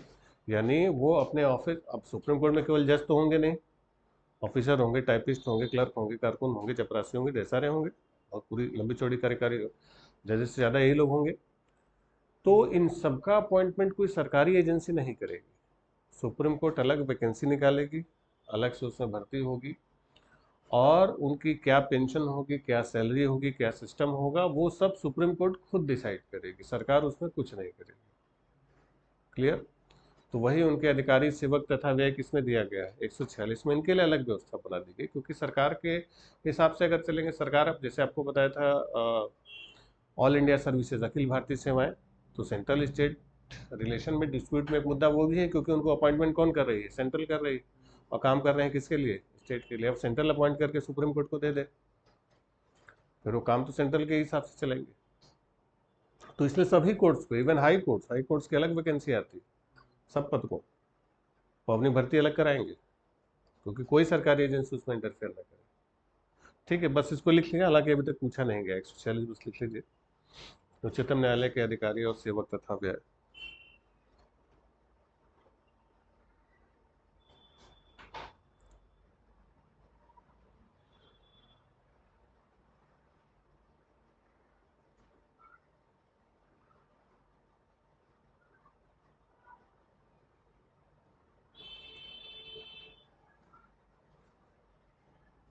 हो गया।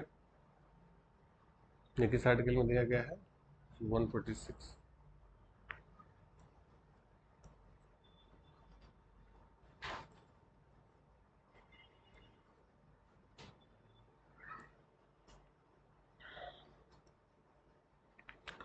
आर्टिकल 137, 137 बहुत इंपॉर्टेंट है, 137 लिख लीजिएगा, ये पूछा जाता है।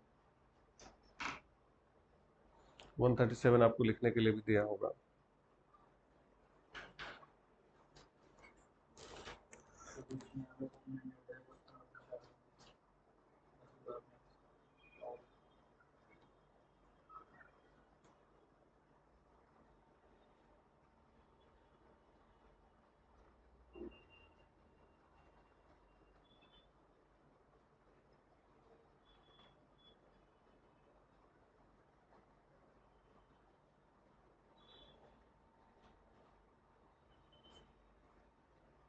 हो गया। क्या लिखा है इसमें,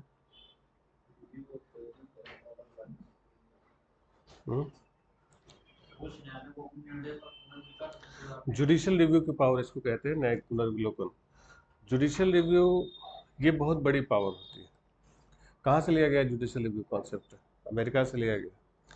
तो जुडिशियल रिव्यू का मतलब यही हुआ कि न्यायिक पुनर्विलोकन की कोर्ट अपने पुराने फैसलों को पलट सकती है या बदल सकती है, या हाई कोर्ट के फैसले को पलट सकती है या बदल सकती है, या संसद के फैसले को बदल सकते हैं या पलट सकती है। ये पावर इनकी बहुत ज़्यादा है, मतलब बहुत भयंकर, सबसे पावरफुल यही पर पड़ती है, सुप्रीम कोर्ट भारी यहीं पड़ती है 137 में, कि पुराने निर्णयों को या कानून को, क्योंकि संविधान की अंतिम व्याख्या, कॉन्स्टिट्यूशन की लास्ट जो फाइनल एक्सप्लेनेशन है, वो सुप्रीम कोर्ट को दिया गया है।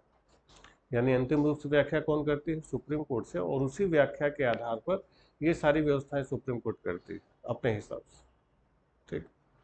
तो ये जो पावर दी गई कि सुप्रीम कोर्ट व्याख्या करती है और उसके बाद निर्णय देती है, अपनी व्यवस्था करती है, ये 137 से करती है। जैसे अभी थोड़ी देर पहले आपको बताया कि एनजेएसी बनाया गया था, नेशनल जुडिशियल अपॉइंटमेंट कमीशन, इसी 137 का इस्तेमाल करते हुए सुप्रीम कोर्ट ने कहा कि भाई एनजेसी संविधान सम्मत नहीं है, क्योंकि संविधान में कहा गया है कि जुडिशरी क्या होनी चाहिए, इंडिपेंडेंट होनी चाहिए, न्यायपालिका लोकतंत्र में क्या होने चाहिए, स्वतंत्र होना चाहिए। एनजेसी की वजह से गवर्नमेंट का इंटरफेरेंस न्यायपालिका में होगा, इसलिए हम इसको अनकॉन्स्टिट्यूशनल डिक्लेयर कर देते हैं और उसको खत्म कर दिया। समझ गए? तो ये सुप्रीम कोर्ट की पावर है, यही पावर हर जगह इस्तेमाल करते हैं, ये बहुत बड़ी ताकत हो जाती है सुप्रीम कोर्ट की। जुडिशियल रिव्यू बाद में इसको, इस पर कई बार कई सारे कॉन्फ्लिक्ट भी रहे, कई सारे विवाद रहे, तो ये 137 मेन मुद्दा बनता है और इसी को आधार बना के सुप्रीम कोर्ट हर जगह लड़ाई करती है। सरकार से जो टकराते हैं ना, इसी 137 से बढ़ते हैं जाके, क्योंकि अंतिम व्याख्या इन्हीं के पास, लास्ट। अगर पार्लियामेंट ने भी कानून पास कर दिया, राष्ट्रपति ने ओके कर दिया, सुप्रीम कोर्ट कहेगी नहीं, तो किस पावर से कहेगी? जुडिशियल रिव्यू, कि उन्होंने रिव्यू किया। तो रिव्यू कौन करता है? Supreme court. और रिव्यू में पाया कि वो चीज़ें ठीक नहीं थी, कॉन्स्टिट्यूशन के अकॉर्डिंग नहीं थी, इसलिए हम उसको क्या कर रहे हैं? कैंसिल कर दे रहे हैं, समाप्त कर दे रहे हैं।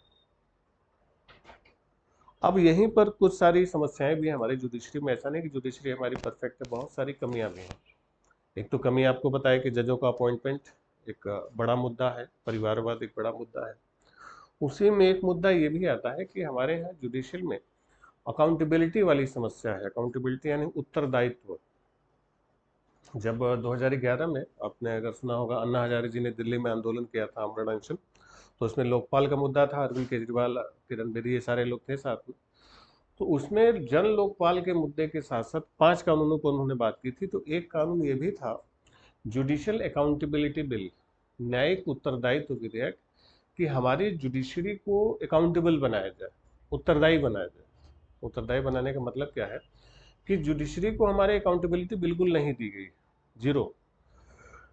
जीरो का मतलब क्या है? कि जैसे मान लीजिए कि न्यायपालिका ने कोई फैसला दिया, मान लीजिए कि निचली अदालत ने कोई फैसला दिया, मामला ऊपर गया, ऊपर ने कहा कि नहीं, निचली अदालत का फैसला गलत। तो फैसला गलत था, यानी जज ने गलत फैसला दिया, सभी पहलुओं पर ध्यान नहीं दिया। तो जिसने गलत फैसला दिया उसके ऊपर तो एक्शन लेना चाहिए, काहे फैसला दे दिया गलत, तो गलत है।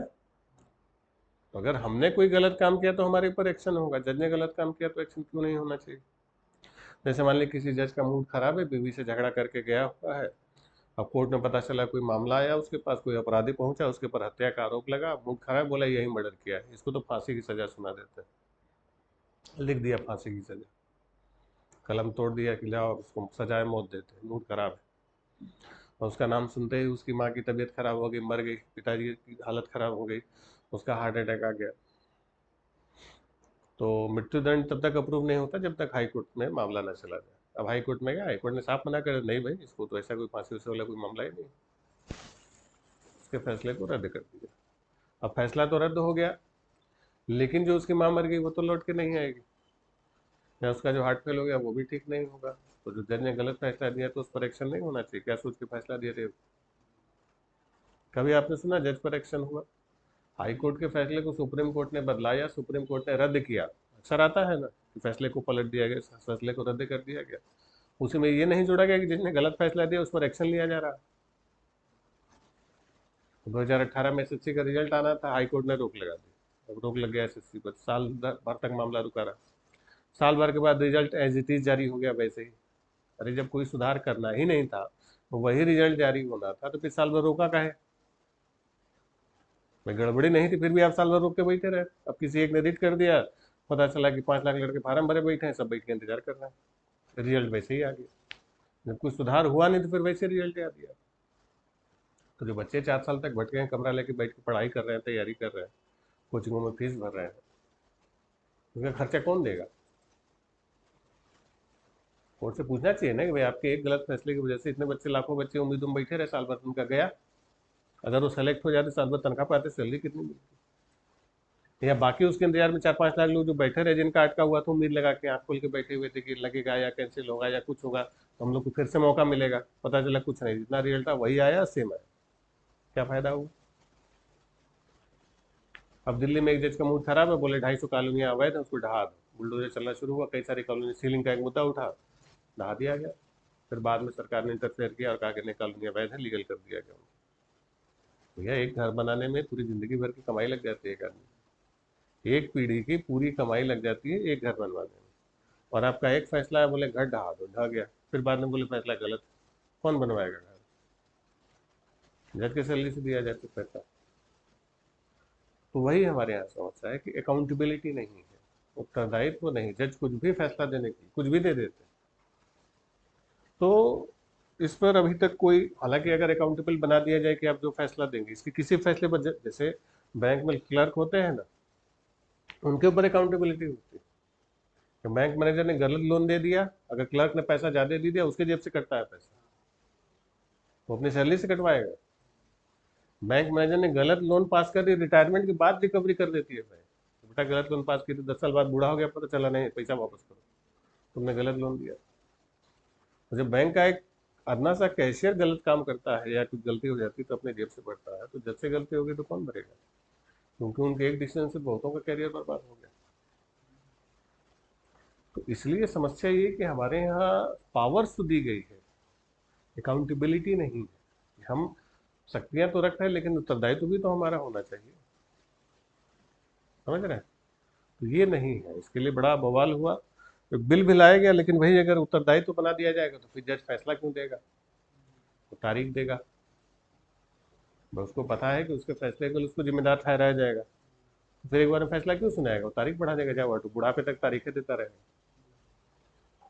तो पूरी तरीके से अकाउंटेबल तो नहीं बनाया जा सकता, लेकिन फिर भी एक बीच का रास्ता तो निकाला ही जा सकता है कि नोटिस तो भेज ही दीजिए कम से कम कि भाई क्या सोच के फैसला दिए थे, कुछ उसमें तो होना चाहिए। लेकिन यही हमारी जुडिशरी में नहीं है। ठीक, चलिए। अब जब भी सुप्रीम कोर्ट में कोई कॉन्स्टिट्यूशनल इशू जाता है, संवैधानिक मामला जाता है, बताया था कि संविधान की अंतिम व्याख्या कौन करती है? Supreme court. तो जब कोई कॉन्स्टिट्यूशनल इशू जाता है, संवैधानिक मामला जाता है, तो उसमें सुप्रीम कोर्ट की जो बेंच बैठती है उसको संवैधानिक पीठ कहते हैं, कॉन्स्टिट्यूशनल बेंच। और इसमें भी एक फैक्ट आता है कि संवैधानिक पीठ के लिए ध्यान रखेंगे कम से कम 5 जजेस रिक्वायर होते हैं, मिनिमम 5। 5 हो सकते हैं, 7 हो सकते हैं, 9 हो सकते हैं, 11 हो सकते हैं, 13 हो सकते हैं, कम नहीं हो सकते। और हमेशा नंबर्स ऑड में रखते हैं, इवन में नहीं रखते। जैसे मान लीजिए 6 जज बैठ गए, 3 ने पक्ष में 3 में विपक्ष में फैसला दिया, तो मामला टाई हो जाएगा, कोई फैसला बना नहीं। तो हमेशा ऑड नंबर्स में इसलिए रखते हैं कि निर्णय आ जाए। जैसे आधार वाला मामला हुआ था तो उसमें 9 जजों की बेंच बैठी थी।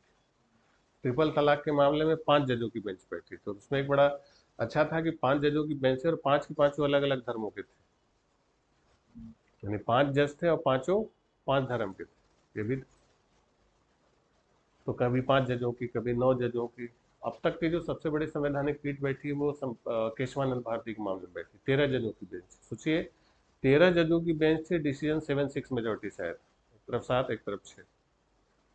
वो क्या मामला था वो लास्ट में जब अमेंडमेंट आएगा तो वहां पर आपको बताएंगे, तो लिख लीजिए। उच्चतम न्यायालय की संवैधानिक पीठ के लिए लिखे मिनिमम 5 जजेस आर रिक्वायर्स। उच्चतम न्यायालय की संवैधानिक पीठ के लिए न्यूनतम 5 न्यायाधीश आवश्यक होते हैं। मिनिमम 5 जजेस are required for the constitutional bench of supreme court. उच्चतम न्यायालय की संवैधानिक पीठ के लिए, संवैधानिक पीठ के लिए न्यूनतम 5 न्यायाधीश आवश्यक होते हैं। मिनिमम 5 जजेस आर रिक्वायर्ड। तो कम से कम कितने जज होने चाहिए? 5। 5 से कम नहीं हो सकते हैं, ज्यादा हो सकते हैं। ठीक है। और संख्या हमेशा कितने में रखा जाता है? ऑड नंबर्स में। ठीक, जैसे लिख लीजिए, आधार के मामले में 9 न्यायाधीशों की पीठ थी, 9 जजेज इन आधार केस। आधार को राइट टू प्राइवेसी के अंतर्गत केस किया गया था, क्योंकि आधार से सारी जानकारियां चली जाती हैं। 21 से आपको बताया था राइट टू प्राइवेसी, निजता का अधिकार। फिर लिख लीजिए ट्रिपल तलाक। ट्रिपल तलाक में कितने जज थे? 5।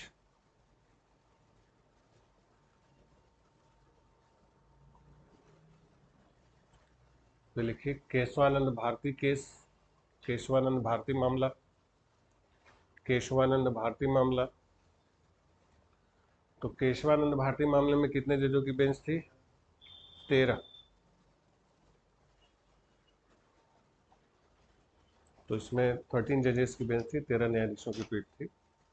And decision came out with 7-6 majority. निर्णय लिख लीजिए 7-6 की बहुमत से आए थे, या पहले ही लिख लीजिए कि ये अब तक की सबसे बड़ी संवैधानिक पीठ है, largest constitutional bench till now.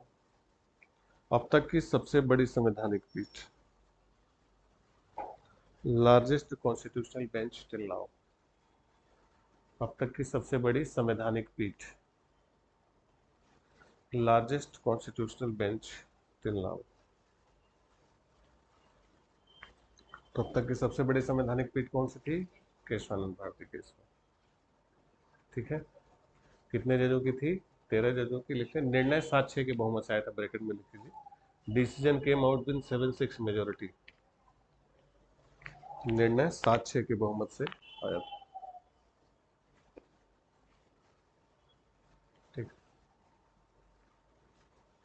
चलिए एक और आर्टिकल, वहां पर आपको पार्लियामेंट जब स्पीकर आपको पढ़ा रहे थे तो बताया था कि संसद में कुछ भी होगा, किसी कोर्ट में कोई चर्चा नहीं होगी। बताया था मारपीट भी हो जाए, स्पीकर ने कहा कोई मारपीट नहीं हुई तो नहीं। यही चीज सुप्रीम कोर्ट के मामले में भी होता है कि संसद में न्यायालयों की कार्रवाई की कोई जांच नहीं होगी। यानी जब मामला कोर्ट में चल रहा है तो पार्लियामेंट कुछ नहीं करेगी। ठीक, लिख लीजिए आर्टिकल 121, अनुच्छेद 121, restriction on discussion in parliament. संसद में न्यायालयों की कार्रवाई की चर्चा नहीं होगी।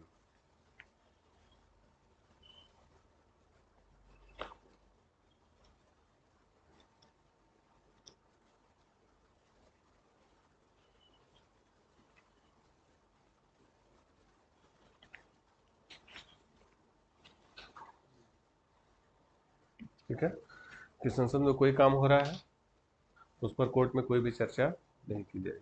चलिए ये सब छोटी मोटी चीजें हैं। इसके बाद कुछ कोर्ट से जुड़े हुए कुछ फैक्ट्स हैं और कुछ अब बड़ी बड़ी शक्तियां हैं, कुछ उस पर भी हम लोग बातचीत करेंगे। बाकी 143, अरे ये 32 आप लोग लिख लीजिएगा फिर से। आर्टिकल 32 वाला जो था, कौन सा? रिट्स वाला, 5 रिट लिखवाए थे, उसको लिख लीजिएगा। ठीक है, तो अभी के लिए इतना ही रखते हैं, कल मिलते हैं। ठीक है, फिर आगे हम लोग बढ़ते हैं, इस पर बातचीत करेंगे। Thank you.